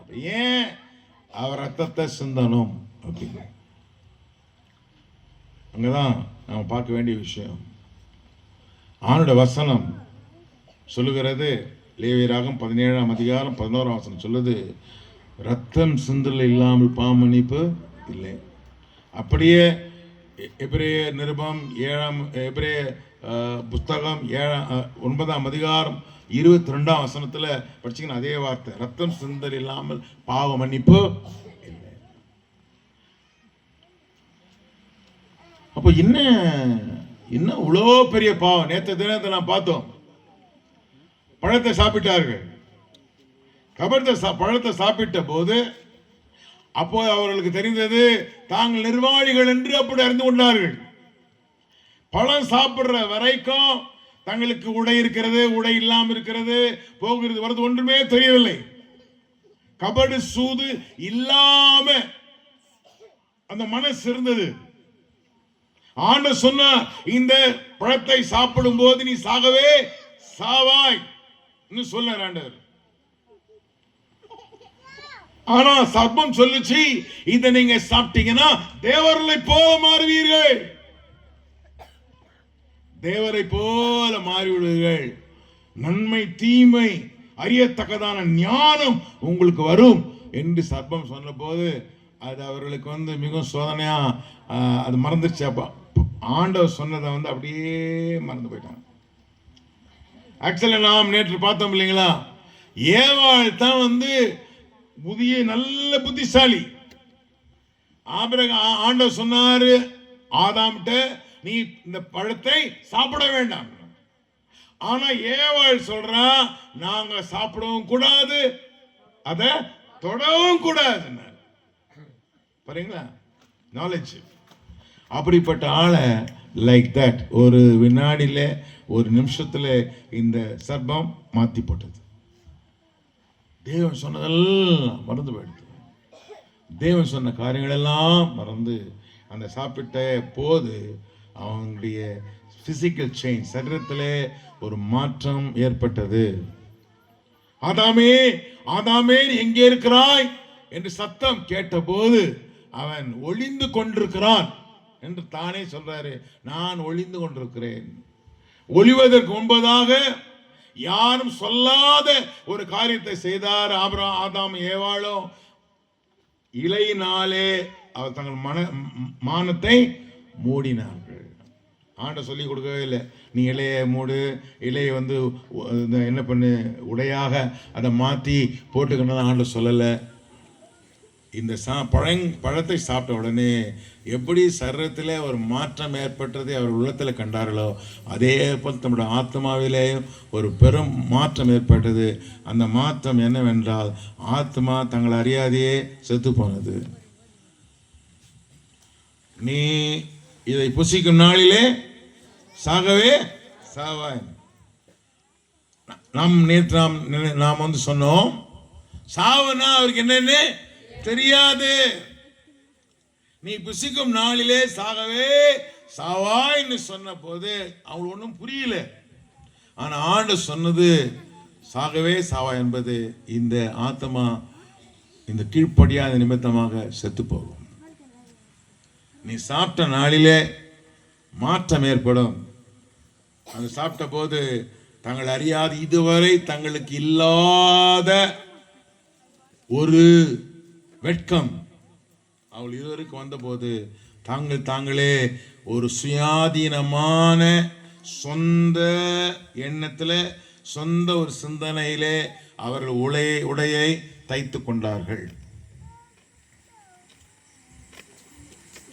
ஆனா ஆண்டவர் வந்து நல்லவர், புரியுதுங்களா? எவ்வளவு நல்லவர் அப்படின்னா, நீ தானே பாவம், நீ தானே தப்பு பண்ண, நீ தான் நான் சொன்ன வார்த்தையை கேட்காம பழத்தை சாப்பிட்ட, எப்படின்னா தொலைந்து போ அப்படின்னு ஆண்டவர். முதல் காரியம் வந்து அவர்களுக்கு ஒரு உடையை தோளினாலே உண்டு பண்ணினார். இருக்குதா இல்லையாமா? பைபிள் படிச்சீங்களாமா? பைபிள் படிச்சீங்களே, இருக்குதா இல்லையா? ஆமென். அவர்களுக்கு தோல் என்ற தோலினாலே ஒரு உடையை தைத்து, முதல்ல ஃபர்ஸ்ட் மானத்தை மறைச்சு, அதான் ஆண்டோட தயவு. நீ பண்ண தப்பு உண்மைதான், முதல்ல உன் மானத்தை காப்பாத்து, உன் மானத்தை காப்பாற்றிக்கொள். தேவனுடைய இரக்கம் அது, தேவனுடைய தயவு, தேவனுடைய காருண்யம், அவர் நம்மேல் வைத்த அன்பு, நம்மேல் வைத்த நேசம், நம்மேல் வைத்த இரக்கம். ஃபர்ஸ்ட் திங், தப்பு பண்ணல, முதல்ல மானத்தை மறைத்துக்கொள். அப்போ ஆண்டவர் வந்து அப்போ ஆண்டவருடைய கணக்கின் பிரகாரம் இந்த அத்தி இலைன்னு வச்சுங்களேன், அத்தி இலையில மாம்பரத்து இலையோ அத்தி இலையோ இல்லை வாழை இலையோ ஏதோ ஒரு இலைய வந்து நான் வந்து ஒரு ஷர்ட்டா போட்டேன், ரைட்டுங்களா? வெயில் பட பட பட நல்ல அழகா இது அப்படியே இருக்குமா, இல்ல அந்த இலை சுருங்கி காய்ந்து போமா? காய்ந்து போ. அப்போ நீ போட்டிருக்கிற உடை வந்து உனக்கு ஏற்றதல்ல. ஃபர்ஸ்ட் உன் மானத்தை காப்பாற்ற வேண்டும் என்றால் உன் நிரந்தரமான ஒரு உடை அவசியம் என்பதற்காக வேண்டி முதல் ஆண்டவர் வந்து ஒரு தோலினாலே ஒரு உடையை செய்தார். ரைட், தோல் எங்கிருந்து வரும் சொல்லுமா? ஏதோ ஒரு முருங்கம். அப்ப தோல் வந்து எதுல இருந்து வருது? ஏதோ ஒரு ஆடு வச்சுக்கலாமா? ஒரு ஆடு வச்சுக்கோமா? ஆட்டுல இருந்து வரும். சரி, அந்த தோல் அப்படியே ஆட்டிலே பிச்சு முடியுமா? அப்ப என்ன பண்ணணும்? தோல் எப்பவும் எப்படி எடுக்கிறாங்க? சாகடிச்ச பிறகு அப்புறம் தோல் எடுப்பாங்க. அப்போ தாகும் போது ரத்தம் வராதா? வருமா வராதா? பிள்ளைங்களுக்கே சொல்றேன், வரும். அப்ப முதல்ல மனிதன் பாவம் செய்த போது அந்த பழத்தை சாப்பிட்ட பிறகு ஆண்டவர் பண்ண விமோசனம், அவங்களுக்கு கொடுத்த விமோசனம் எதனால தெரியுமா? ரத்தத்தின் மூலமாய் தான். ஒரு ஆட்டையோ ஒரு மாட்டையோ அடிச்சார், நமக்கு தெரியல, வேதம் அந்த ஆடுன்னு சொல்லல, ஆனா ஒரு மிருகம் தான் அடிச்சிருக்கணும். அப்படி மிருகத்தை அடித்தபடினாலதான் தோல் உடை என்ற ஒன்று கிடைத்தது. அப்ப அவருடைய மானத்தை மறைப்பதற்கு ஆண்டவர் உபயோகப்படுத்தின முதல்ல ஒரு மிருகம் அடிக்கப்பட்டது, ரத்தம் சிந்தப்பட்டது. அதனால ஒரு தோல் உணையை ஆண்டவர் கொடுக்க முடிந்தது. அதுதான் முதல்ல மானத்தை மறைச்ச விஷயம். ஆனா ஆத்துமா நீ சாகவே சாவாயின்னு ஆண்டு சொன்னாரே, அது நிறைவேறியாகணுமே. ஆத்துமா செத்து போச்சு. சரி ஆண்டவர் பரவாயில்ல பண்ண போல, நீ கீழ்ப்படியாம போயிட்ட, புரியுதா? நீ கீழ்ப்படியாம போனதுனால வேண்டி எப்படின்னா போய் சாவு, என்ன பண்ணி தோட்டத்தை வந்து வெளியே கொண்டு போன்னு சொல்லி ஆண்டவர் துரத்தி விட்டாலும் அவருடைய மூச்சு அவனுக்குள்ள இருக்கிறதா இல்லையா? மனுஷன் ஆண்டவர் அவனை உண்டாக்கி அவருடைய நாசியிலே அவருடைய சுவாசத்தை, அவருடைய மூச்சை, அவருடைய பிரெத் அதை ஆண்டவர் கொடுத்தார். அவன் ஜீவ ஆத்துமா. அதாவதுங்க உயிர் வந்துட்டான்னு சொல்லல, புரியுதுங்களா? உயிர் வந்து சொல்லல, ஜீவ ஆத்துமா ஆனா he became a living soul, ஜீவ ஆத்துமாவானான். அப்ப ஆணுடைய மூச்சு எதுக்குள்ள இருக்குது? யாருக்குள்ள இருக்குமா? ஆதாமுக்குள்ள இருக்குது, ஏவாளுக்குள்ள இருக்குது. ஏன்னா ஆதாம்ல தான் யாரை உண்டாக்குனது? ஆண்ட ஏவாளை உண்டாக்கினா. 2 பேருக்கு அந்த ஆணுடைய உயிர், ஆண்டு மூச்சு அதுக்குள்ள இருக்கு.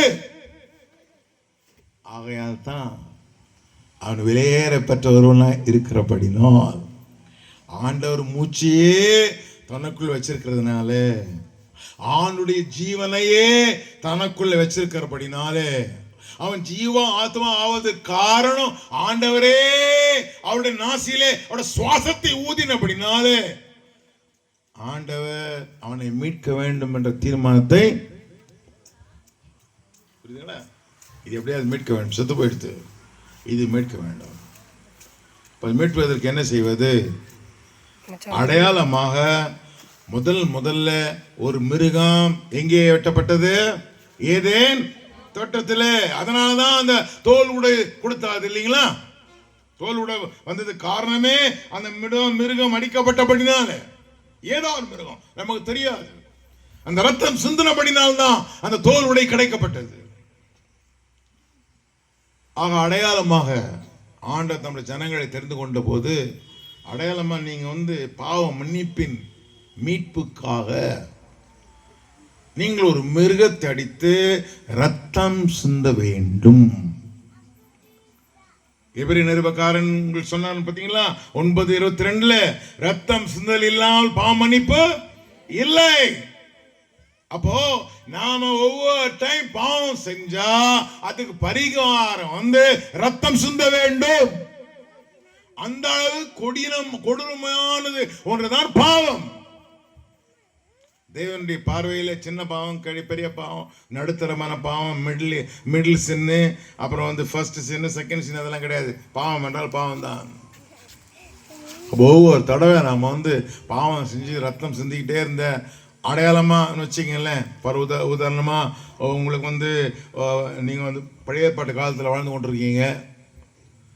ஒரு பொய்க்கு ஒரு புறா குஞ்சியை ரத்தம் சிந்தணும்னா ஒரு நாளைக்கு 10 பொய் சொன்னா 10 புறா குஞ்சியை நீங்க வெட்டி ரத்தம் சிந்தனா என்ன ஆகும்? ஆனா அடையாளமாய் ஆண்டவர் இதை ஜனங்களுக்கு கொடுத்தார்.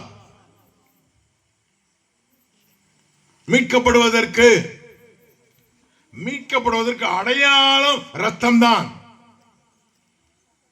மீட்கப்படுவதற்கு அடையாளமே ரத்தம். அதுக்கு உதாரணம், எகிப்திலே இந்த ஜனங்களை ஆண்டவர் வெளியே கொண்டு வருவதற்கு ஆண்டவர் உபயோகப்படுத்தினதான கடைசி வாதம் என்ன? ஒரு ஆட்டை தெரிந்து கொண்டு அந்த ஆட்டை அடித்து அந்த ரத்தத்தை நிலைக்காலில வாசல்ல பூசணும். பூசி உங்கள் வீட்டுக்குள் இருந்தால் சங்கார தூதன் வருவான், அந்த சங்காரத்தின் வரும்போது எந்தெந்த நிலைக்கால்களிலே ரத்தம் பூசப்பட்டிருக்கிறதோ அங்கே அந்த நிலைக்கால் அந்த வீட்டுக்குள்ள போக மாட்டான். எந்தெந்த வீட்டிலே ரத்தம் பூசப்படவில்லையோ அதற்குள்ளே போய் தலைச்சனை பிள்ளையை அவன் என்ன செய்வான்? சாகடிப்பான். ரத்தம் பூசப்பட்ட இடத்துல விடுதலை இருக்கிறது. ரத்தம் பூசப்பட்ட பூசப்படாத இடத்துல விடுதலை இல்லை. ரத்தம் பூசப்பட்ட இடத்திலே ரத்தம் பூட்டப்பட்டதான பூசப்பட்டதான வீட்டிலே மரணம் இல்லை. ரத்தம் பூசப்படாத இடத்திலே அந்த வீட்டிலே மரணம் வந்து கர்த்தராகிய இயேசுவின் ரத்தம் சகல பாவங்களை நீக்கி நம்மை சுத்திகரிக்கும். சரிங்களா? ஆக இந்த மிருகத்தின் ரத்தத்தையே பலியாக செலுத்தி பலியாக பாவ நிவாரண பலி, டே ஆஃப் அட்டோன்மெண்ட் ஒரு நாள் ஒன்று இருக்கு இஸ்ரேல் என்னைக்கும் கூட. யாம் கிப்பூர்னு அதுக்கு பேரு. யாம் கிப்பூருடைய ஆலயம், யாம் கிப்பூருடைய ஆலயம் நாள். அந்த நாள் வந்து பாவம் பரிகாரம் பண்ண வேண்டிய நாள் என்று சொல்கிறார்கள். இன்றைக்கும் அந்த யாம் கிப்பூர் என்கிற நாளிலே, அந்த யாம் கிப்பூர் என்கிற அந்த நாளிலே, டே ஆஃப் அட்டோன்மெண்ட்ல எந்த வேலையும் யாரும் செய்ய மாட்டார்கள். இன்றைக்கும் எந்த வேலையும் செய்ய மாட்டார், எந்த போனும் வைக்க மாட்டாங்க, எந்த டிவியும் ஆன் பண்ண மாட்டாங்க, எந்த விதமான ரேடியோ. பாவ நிவிர்த்தினால் எனது நாளை ஆண்டு குறித்து அந்த நாளிலே பழைய ஏற்பாட்டு காலத்திலே இஸ்ரவேல் ஜனங்கள் ஒன்று சேர்ந்து இருந்ததான அந்த காலத்திலே ஆசரிப்பு கூடாரம் என்று இருந்தது உங்களுக்கு தெரியும். தேவாலயம் என்று ஒன்று உங்களுக்கு தெரியும். வருஷத்துக்கு ஒரே ஒரு நாள், வருஷத்துக்கு ஒரு நாள் மட்டும் அந்த பாவ நிவிர்த்தி நாள் என்று சொல்ற அந்த நாளிலே பிரதான ஆசாரியன் ஒரு ஆட்டை வெட்டிய ரத்தத்தை எடுத்து மகா பரிசுத்தத்துக்குள்ளே அவன் செல்லுவான். எதற்காக? ஆண்டவரே, என் பாவத்திற்காக, என் ஜனத்தின் பாவத்திற்காக இதோ இந்த ரத்தத்தை நான் கொண்டு வந்திருக்கிறேன். இந்த ரத்தத்தை இந்த மகா ஸ்தலத்தில் நான் தெளிக்கிறேன். இதன் அடையாளம் என்ன? என் ஜனங்கள் மீட்கப்பட வேண்டும், என் ஜனங்களுக்கு விடுதலை, என் ஜனங்களுக்கு பாவ மன்னிப்பு நிச்சயம் இருக்க வேண்டும் என்பதற்காக இந்த பாவ நிவார்த்தி நாளை உங்களுக்கு நாங்கள் சமர்ப்பிக்கிறேன் சொல்லி இந்த ரத்தத்தை செலுத்த வேண்டும். சும்மா இருக்கிற ஆட்டு ரத்தத்தை எல்லாம் செலுத்தணும் இல்ல. பழுதற்றது பேரு பழுதற்ற ஆடுன்னு அர்த்தம். பழுதற்றனா எந்த விதமான வியாதி, எந்த விதமான ஏதாவது அடிப்பட்டதான விதம் அந்த ஆட்டில் இருக்கவே கூடாது. அந்த ஆட்டை தெரிந்து கொள்ளும் போது சுத்தமான ஆடாக, காதிலேயோ கண்ணிலேயோ மூக்கிலேயோ சரீரத்தில் எந்த இடத்திலேயும் எந்த காயம் எதுவும் இருக்கக்கூடாது. முற்றிலுமாய் சுத்தமா இருக்கிற அந்த ஆட்டை தெரிந்து கொண்டு, புரியுதுங்களா? அவங்க நாள் பிரகாரம், அவங்களுடைய வருஷத்தின் கணக்கின் பிரகாரம் நிசான் மாதம் என்கிற மாதத்திலே 10ஆம் நாளிலே இந்த ஆட்டை எடுத்துக்கொண்டு அவர்கள் வீட்டுக்கு போய் நாள் அந்த ஆட்டை வைத்து விட்டு 4ஆவது நாளிலே அது வெட்டப்பட வேண்டும், அந்த ரத்தம் சிந்தப்பட வேண்டும். ஆக இந்த மகா ஸ்தலத்திலே இந்த பிரதான ஆசாரியன் கொண்டு போய் ரத்தத்தை ஊற்றி மகா ஸ்தலத்திலே ஊற்றுவான், தெளிப்பான். சரிங்களா? நான் சொல்றதெல்லாம் உங்களுக்கு புரியுதா? ஆமே, புரியுதாலும் ஆமேன்னு சொல்லுங்க பாப்போம். ஆமே. இவன் கொஞ்சம் சரியில்லைன்னு வச்சுங்க, இந்த பிரதான ஆசிரியர் வந்து அவர் வந்து சுத்தம் இல்லாதவராய் கொஞ்சம் கொஞ்சம் தேவனுக்கு விரோதமான பாவத்தை செய்தவராய் இருந்திருப்பார். ஆனால் அங்கே போய் அப்படியே செத்துருவாரு. அப்ப அந்த பிரதான ஆசாரியர் என்ன பண்ணுவாங்கன்னா ஒரு சங்கிலியை கட்டி அனுப்புவாங்க உள்ள.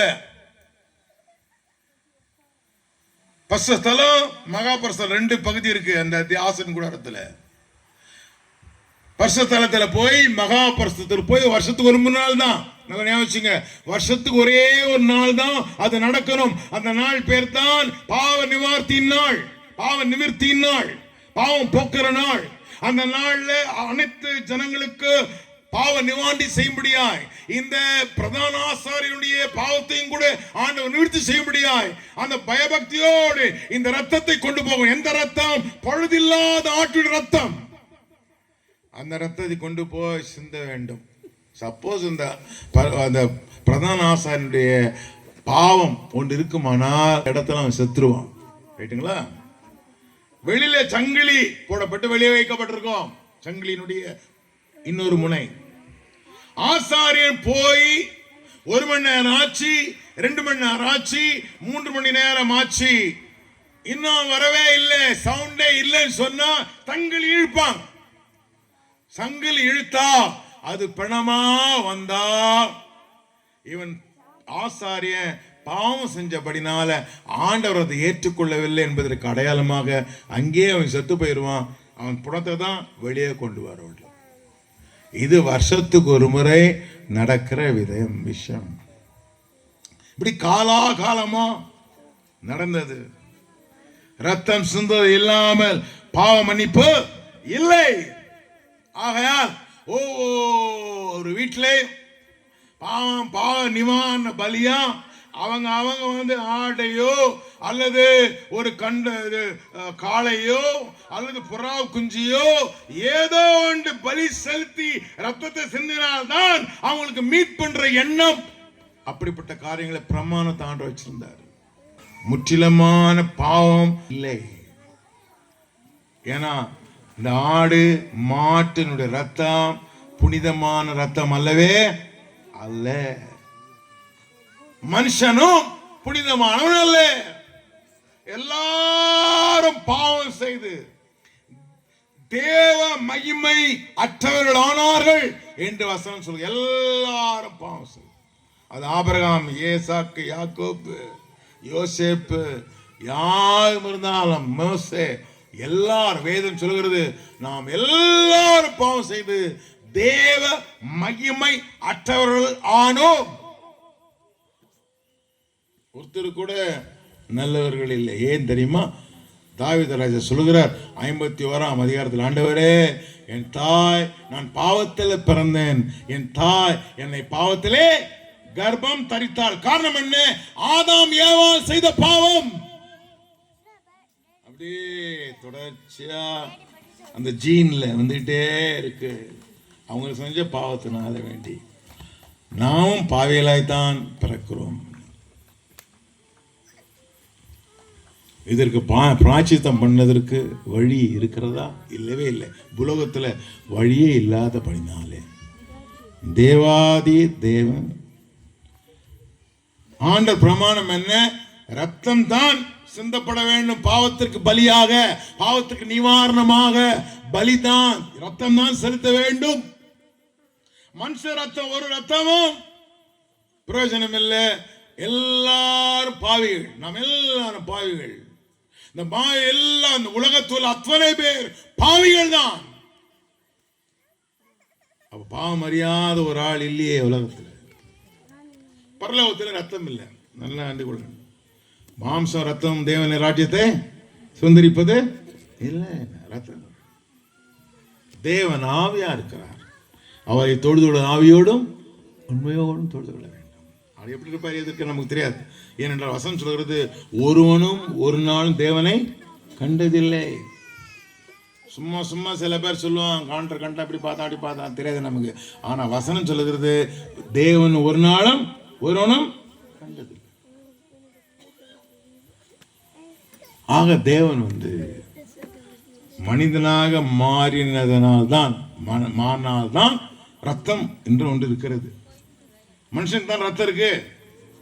அப்ப மனுஷனாக மாறி பழுதில்லாத ஒருவராக ஆண்டவர் இருப்பதனாலே தானாக இந்த உலக தன்னை தானாகவே பிறந்தபடினால் கன்னி வயிற்றிலே பிறந்து எவ்விதமான பாவமற்றவராய் சுத்தமுள்ளவராக சுத்தமான ரத்தமுடையவராக இந்த உலகத்தில் ஆண்டவரே தன்னையே ஒப்பு கொடுத்தபடினாலே அந்த ரத்தம் சிந்தினால் மனிதனுக்கு முழுமையான பாவம் நீக்கப்படும் என்றுகிறதான அந்த கருத்திலே தேவாதி தேவன் மனிதனாக வந்து ரத்தம் சிந்தத்தக்கதாக ரத்தம் இருக்கும்படியா 33 ஆண்டுகள் அந்த உலகத்தில் வாழ்ந்து ஒரு திடகாத்திரமான வாலிபராய், புரியுதுங்களா?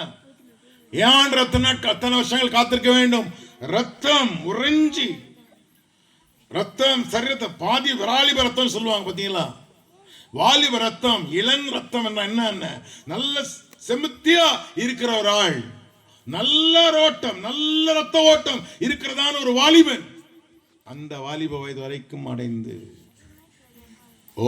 சொட்டு ரத்தத்தையும் நமக்காக சிந்தி, நமக்காக உலகம் முழுவதும் உள்ள எல்லா மனிதருக்காக நம் ரத்தத்தையே சிந்தினார். அந்த ரத்தத்தை சிந்த முடியாது, பாவ விமோச்சனம் அளிக்க முடியாது, பாவம் தீர்க்க முடியாது.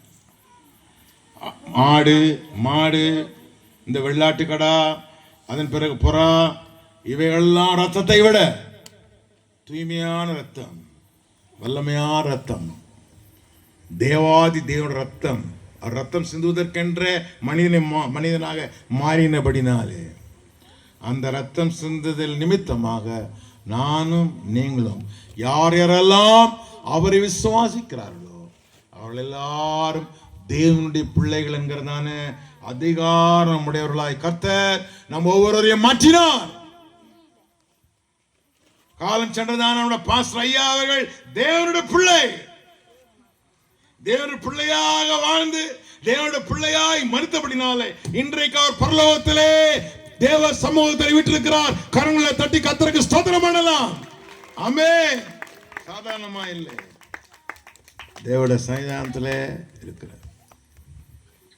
அதுதான் நம்முடைய வாழ்க்கையினுடைய மேன்மை. இன்றைக்கு நீ மரித்தால் நீ உன் நிச்சயத்தை, உன் நித்தியத்தை எங்கே கழிப்பாய்? எங்கே கழிக்க போகிறாய்? இப்போதோடு நம்ம அந்த உயிர் அப்படியே முடிந்து போகிறது இல்லை. சரீரம் தான் செத்து போகிறது, ஆத்மா சாகிறது இல்லை. உயிரோ என்றைக்கும் நிலைத்து இருக்கிறதான ஆத்மா. ரெண்டு இடத்துக்கு தான் போக முடியும். ஒன்று நரகம், இன்னொன்றுக்கு மோட்சம். அவ்வளவுதான். ரெண்டுக்கும் நாமே தீர்மானித்துக் கொள்கிற விஷயம்.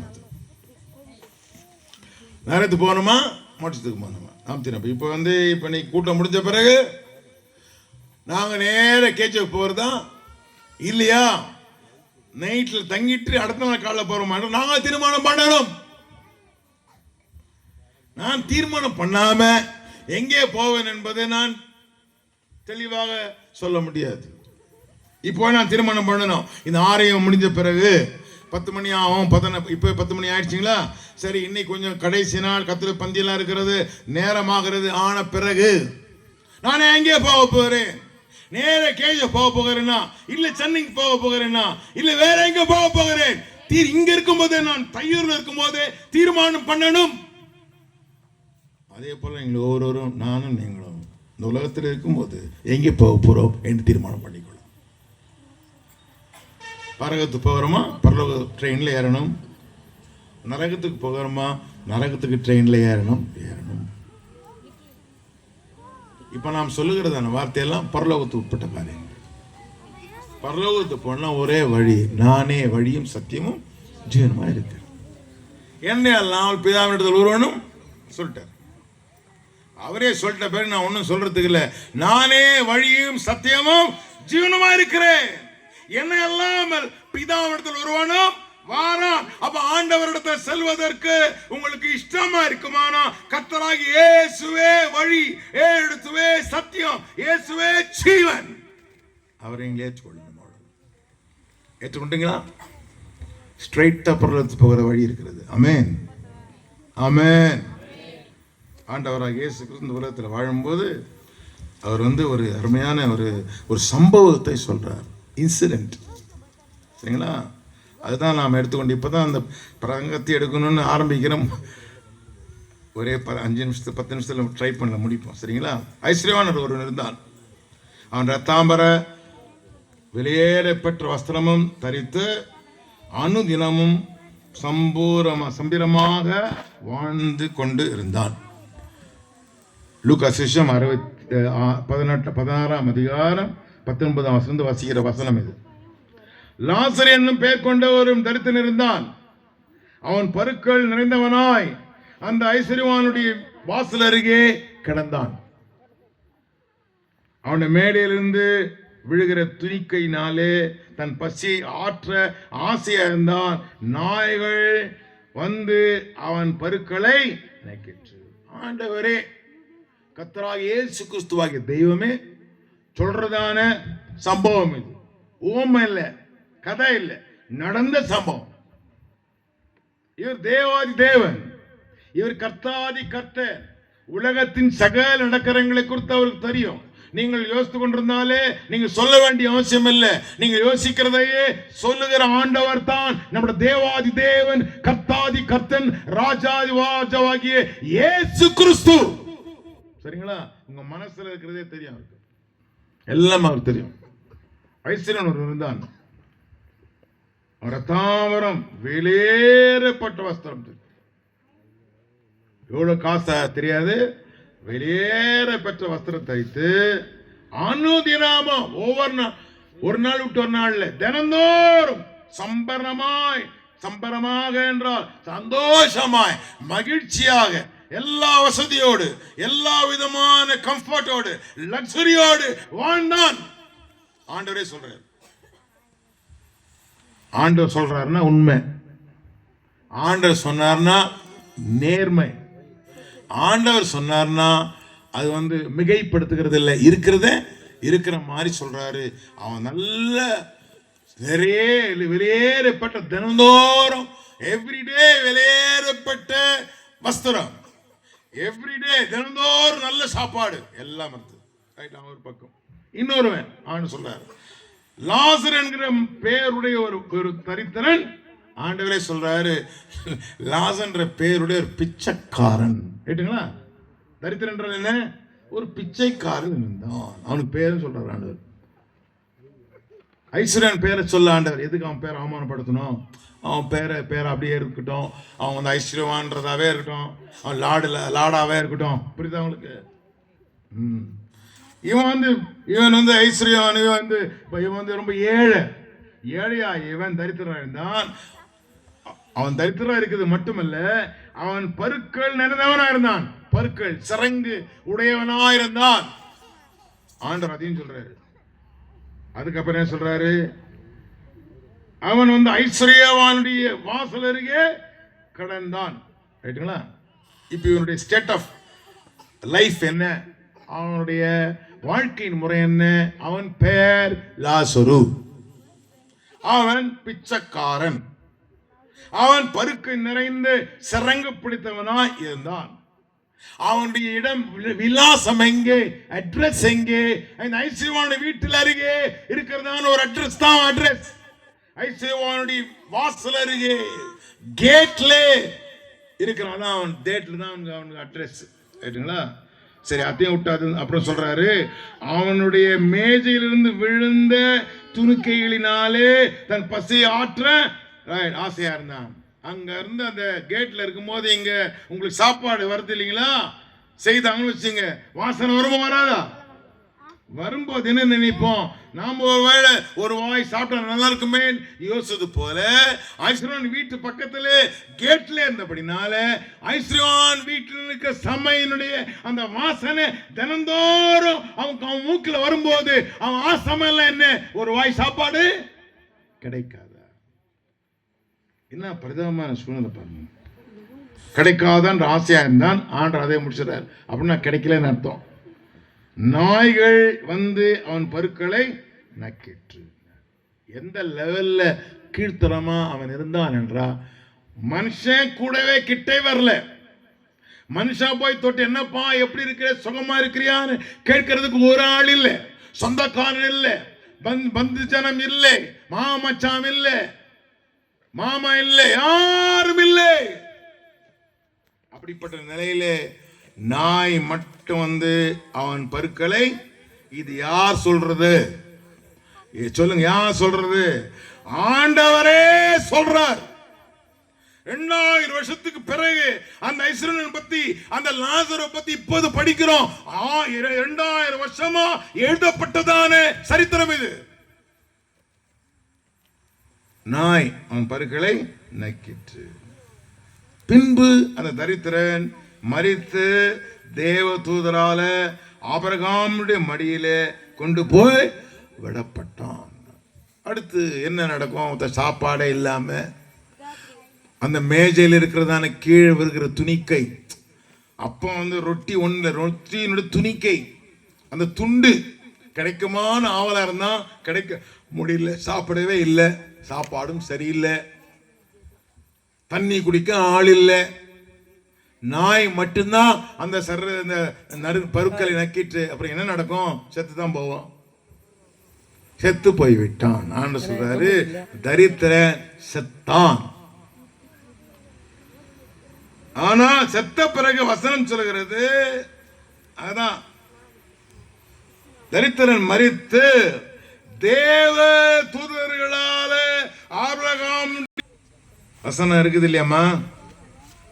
ஐஸ்வர்யவான், அது லாசரு என்கிற தரித்திரன் மரித்தான். மரித்த பிறகு ஒரு அதிசயமான சம்பவம் நடக்கிறது. என்ன சம்பவம்? தேவ தூதர்கள் அவனை கொண்டு போய் ஆபிரகாமின் மடியிலே வைத்தார்கள். ஆண்டவர் சொல்றார், நம்முடைய பாஸ்டர் ஐயா அவர்களை ஆண்டவர் அந்த சரீரம் மரித்த பிறகு அந்த ஆத்மாவை ஆண்டவர் நேர தேவதூதரை அனுப்பி கொண்டு போய் நேர மேலே வச்சுக்கிறார். ஆமென், ஆமென். 4வது வருஷத்துல நினைக்கிறீங்க இல்லையா? அந்த நாளை வச்சுதானே இந்த கூட்டங்களை நடத்துகிறீர்கள். கர்த்தரோட நாளிலே தேவ சமூகத்தில் சென்றதான் நாள் தானே இந்த நாள். இந்த நாள் அப்போது அவரை நினைக்கிறோம்னா எப்படி நினைக்கிறோம்? தேவ தூதர் அவரை கொண்டு போய் அங்கே போய் சேர்த்தார்கள். ரைட்டுங்களா? யாரு?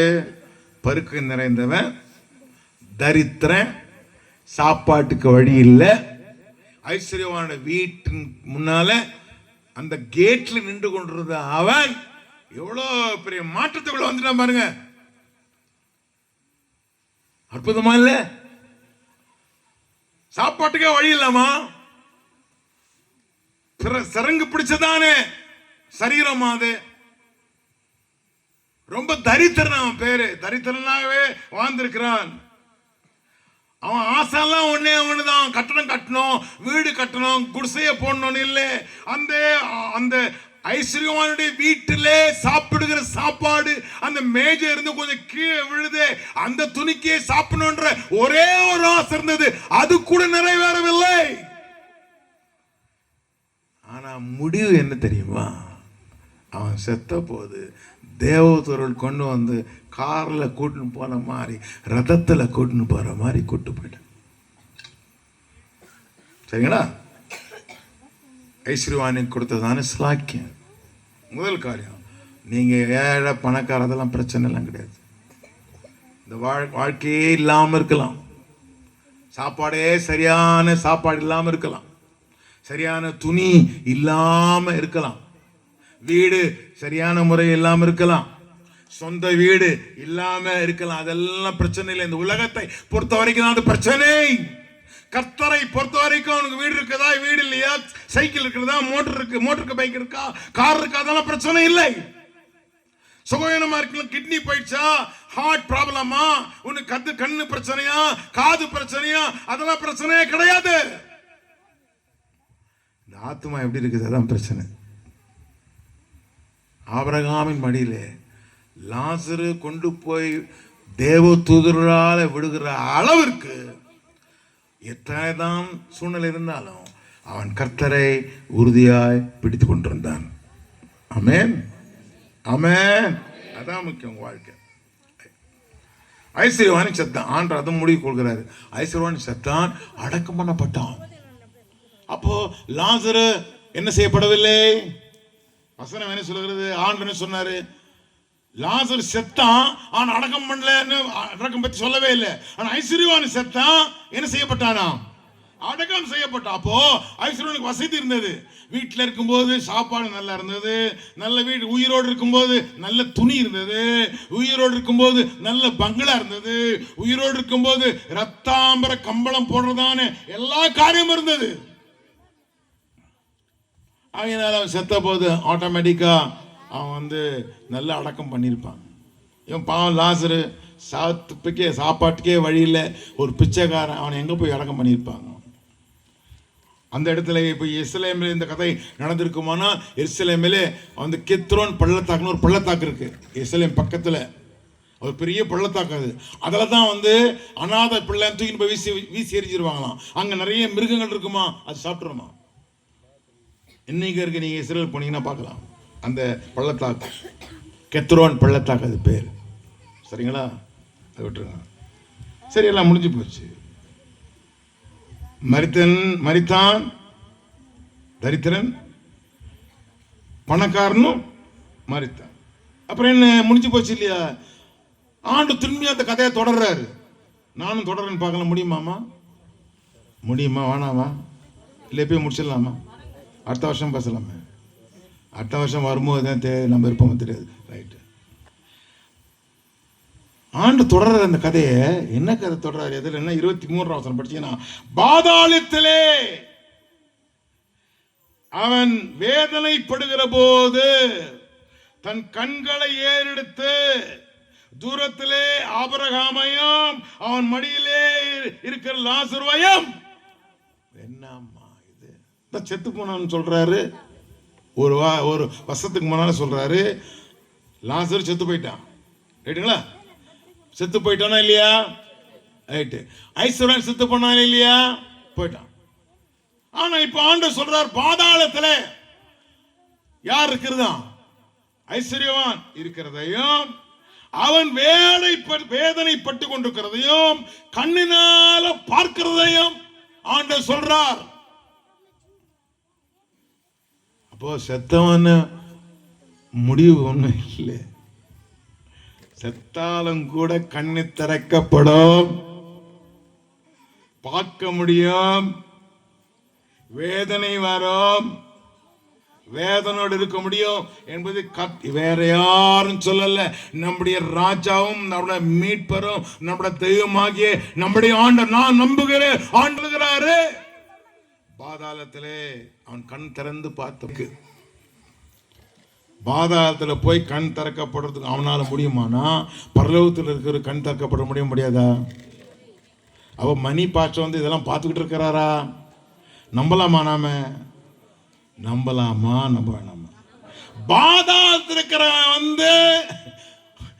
கண்ணை திறந்து மடியிலே இருக்கிற லாசரை காண முடியுமானா, பரலோகத்தில் இருக்கிறதான தேவதாசர்கள் உலகத்தை காண முடியும், கர்த்தர் அனுமதித்தால்.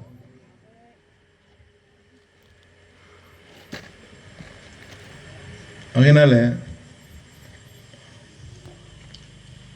உயிர் நம்ம செத்த பிறகும் இருக்கு என்பதற்கு அடையாளம். இது மேலே போகிறதுக்கு நேரம் ஆகிடும், இதோடு முடிச்சிடுவோம். அப்போ நாம் நம்முடைய ஆத்மா வாழணும்னு சொன்னா கர்த்தரை உறுதியாய் பிடித்து கொள்ள வேண்டும், உறுதியாய் பற்றி கொள்ள வேண்டும். பாதாளத்தில் இருக்கிறவனுக்கு உயிர் இருக்கு, அவன் பேசுகிறான், அவன் பார்க்க முடியும், அவனுக்கு எரிகிறதெல்லாம் தெரியுது. அது மட்டும் இல்லாம அவன் சொல்றான், தகப்பனாகி ஆபிரகாமே, என்னுடைய சகோதரர்கள் 5 பேர் இருக்காங்க. அது கொஞ்சம் சொல்லுமா, கொஞ்சம் யோசனை பண்ணுங்கம்மா. பாதாளத்தில் இருக்கிற எரிந்து கொண்டிருக்கிற அவன், பாதாளத்தில் எரிந்து கொண்டிருக்கிற அவனுக்கு அவங்க 5 பேர் பிரதர்ஸ் மேல ஞாபகம் வருதுமா?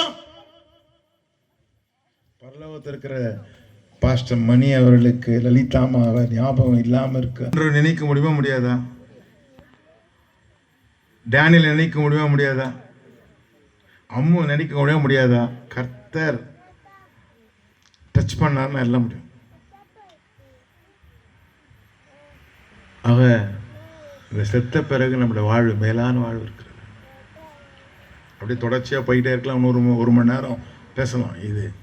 இதோட போதும்.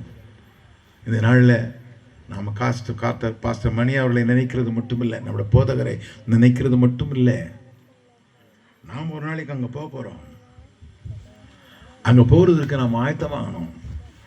ஆயத்தமாவதற்கு ஒரு முக்கியமான காரியம், நற்கருணை எடுக்கும்போது, அப்பா எனக்காக நீர் மரித்தீ, எனக்காய் ரத்தம் சிந்தீர், எனக்காய் ஜீவனை கொடுத்தீர் ஆண்டவர். ரத்தம் சிந்தீர் அப்பா, அதை நினைக்கிற ஆண்டவரே, நமக்காக வாழக்கூடிய பலனை எனக்கு தாரும் என்று நம்முடைய வாழ்க்கையை அர்ப்பணிக்கும் போது அவருடைய வருகையிலே நாம் எல்லாரும் காணப்படுவோம். ஆமென், ஆமென்.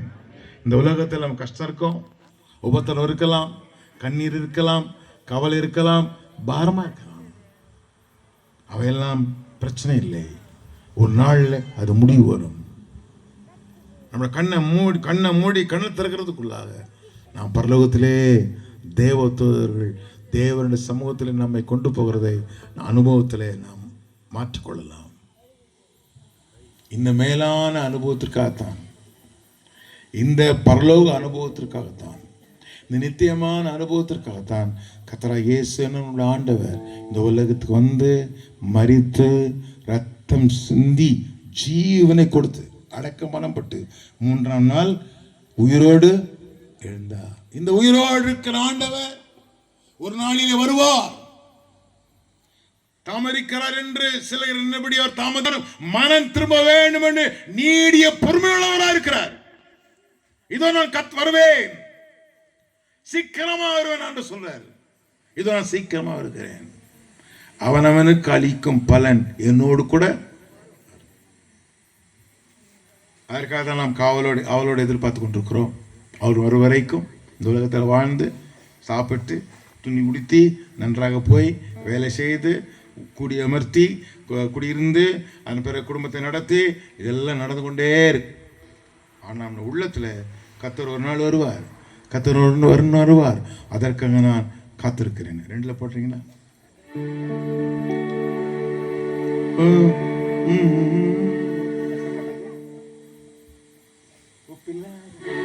ஒப்பில்லாத நேசரேசு ஒரு நாள் வந்திடுவார். ஒப்பில்லாத நேசரேசு ஒரு நாளில் வந்திடுவார். எனக்காக உயிர் கொடுத்த என்னை மீட்கவே தோன்றிடுவார். என்னை மீட்கவே வந்திடுவார். ஒப்பில்லாத நேசரேசு ஒரு நாளில் வந்திடுவார். ஒப்பில்லாத நேசரேசு ஒரு நாளில் வந்திடுவார். எனக்காக உயிர் கொடுத்த என்னை மீட்கவே தோன்றிடுவார். என்னை மீட்கவே வந்திடுவார். பயமும் கலக்கம் இல்லை, பாரன் தான் என் துணையே.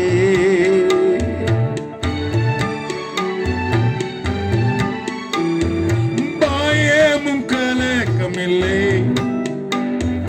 பாரன் தான் என் துணையே.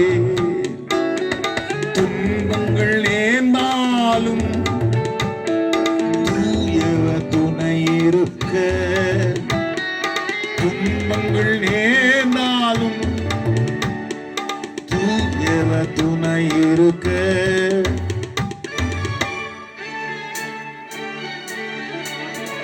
ஒப்பில்லாத நேசரேசு ஒரு நாளில் வந்திடுவார். ஒப்பில்லாத நேசரேசு ஒரு நாளில் வந்திடுவார். எனக்காக உயிர் கொடுத்த என்னை மீட்கவே தோன்றிடுவார். என்னை மீட்கவே வந்திடுவார். ஆமாண்டவரே, நீங்க சொல்ல முடியுமா? கர்த்தாவே, இந்த உலகத்தில் வாழ்கிற வரைக்கும் வாழ்கிறேன். எத்தனை ஆண்டுகள் நீ வாழ வாழ்கிறோம்.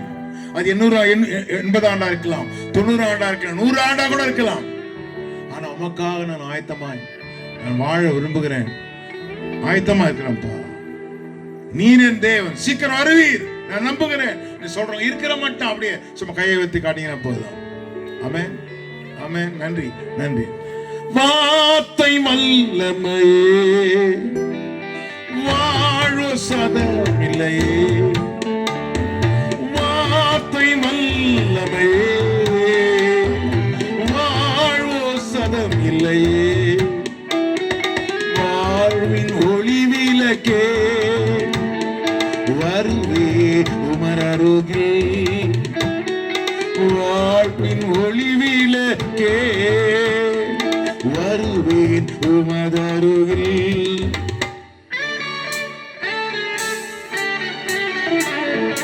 ஒப்பில்லாத நேசரேசு ஒரு நாளில் வந்திடுவான். ஒப்பில்லாத நேசரேசு ஒரு நாளில் வந்திடுவான்.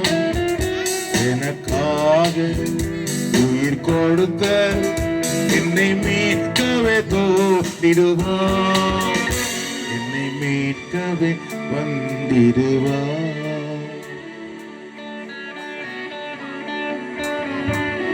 తదుపరి ఈ యొక్క వాక్య పరిచయను దేవుడు మనతో మాట్లాడినటువంటి దానిని దేవుడు తదుపరి దాని ప్రకారం జీవించడానికి కృప చూపులాగున, అదేవిధంగా మన మధ్య ఉన్నటువంటి బల్లారాధనను దేవుడు దీవించి ఆశీర్వదించలాగున మన మధ్య ఉన్నటువంటి పాస్టర్ జాన్ జోసెఫ్ గారు ప్రార్థించవలసిందిగా కోరుచు. ప్రార్థించుకుందాం. మహాపరిశుద్ధుడా, మహాగణుడైనటువంటి మా పరలోకపు తండ్రి, ప్రభా యొక్క 49వ కల్వరి సువార్త పండుగలను మాకు ఆశీర్వాదకరంగా ప్రభా మాకు దయచేసిన విధానం బట్టి వందనాలు తండ్రి. ఇదిని మంది నీకు దైవజనుని మా మధ్యలో నిలబెట్టి అనేక బలహీనత మధ్య కూడా తండ్రి ప్రభా దాసులు మీరు బలపరిచి ఈ కడవరి దినాల్లోనైనా మేము ఎలాగనైనా నిరాకడ కొరకు సిద్ధపాటు కలిగి ఉండాలని మాతో స్పష్టంగా మాట్లాడే విధానం బట్టి నీకు వందనాలు తండ్రి. మరి ఈ దినాల్లో మరొక కుమారు తండ్రి మా మధ్య నుండి ప్రభా నీకు పిలుపు మేరకు నీ సన్నిధానములో ఉన్నటువంటి ఇదిగో మా ఆత్మీయ తండ్రి అయినటువంటి అయ్యగారిని బట్టి ప్రభా కుమారు ప్రభా మేమందరము తండ్రి ఒక మారు జ్ఞాపకం చేసుకుంటున్నాము తండ్రి. ఆయనకి త్యాగం వల్లనే ప్రభా, ఆయనకు ప్రేమ వల్లనైనా ప్రభా, ఆయనకు సువార్త చాటినందువల్ల తండ్రి నైనా ప్రభు రక్షింపబడిన బిడ్డలుగాను ప్రభా మీరునైనా నేసయ్యా మీరు ఏర్పరచుకునే విధానం బట్టి నీకు వందనాలు చెల్లించుకుంటున్నాము.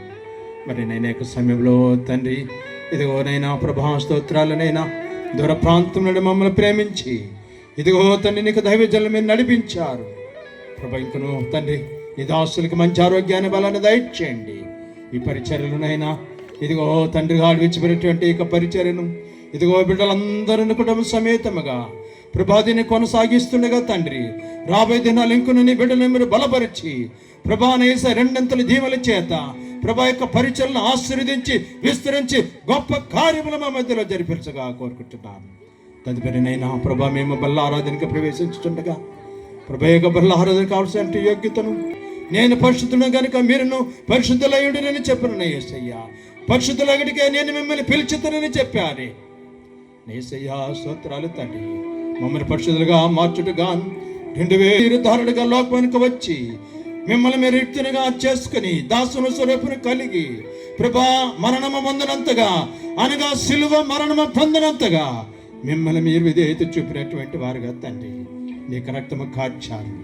ఆ రక్తము పాప విమోచన నిమిత్తమై తండ్రి మీ శరీరములు ఉంచుకొనక ప్రభా మా కొరకు ప్రభా మీరు కార్చారు. ప్రభా యేసయ్యా మీ శరీరాన్ని మా కొరకు అప్పగించారు. వాటిని మేము ఒక్క మారు జ్ఞాపకం చేసుకునేలాగన ప్రభా ఈ దినాల్లో మేము కూడిండగా ఇక బలను మాకు ఆశీర్వాదకరంగా దయచేదురుగాక. ప్రభా యొక్క రొట్టెని మీకు శరీరముగా మార్చబడను గాక. ఇక ద్రాక్షరస ప్రభానికి రక్తమా మార్చబడను గాక తండ్రి. యేసయ్యా స్తోత్రాలనైనా స్తోత్రం ప్రభా యొక్క బల్లారాధనలో పాల్గొనకు చెల్లించుకుంటూ యేసు నామములో అడిగి వేడుకుంటున్నాను తండ్రి. ఆమేన్. నిలబడదాం.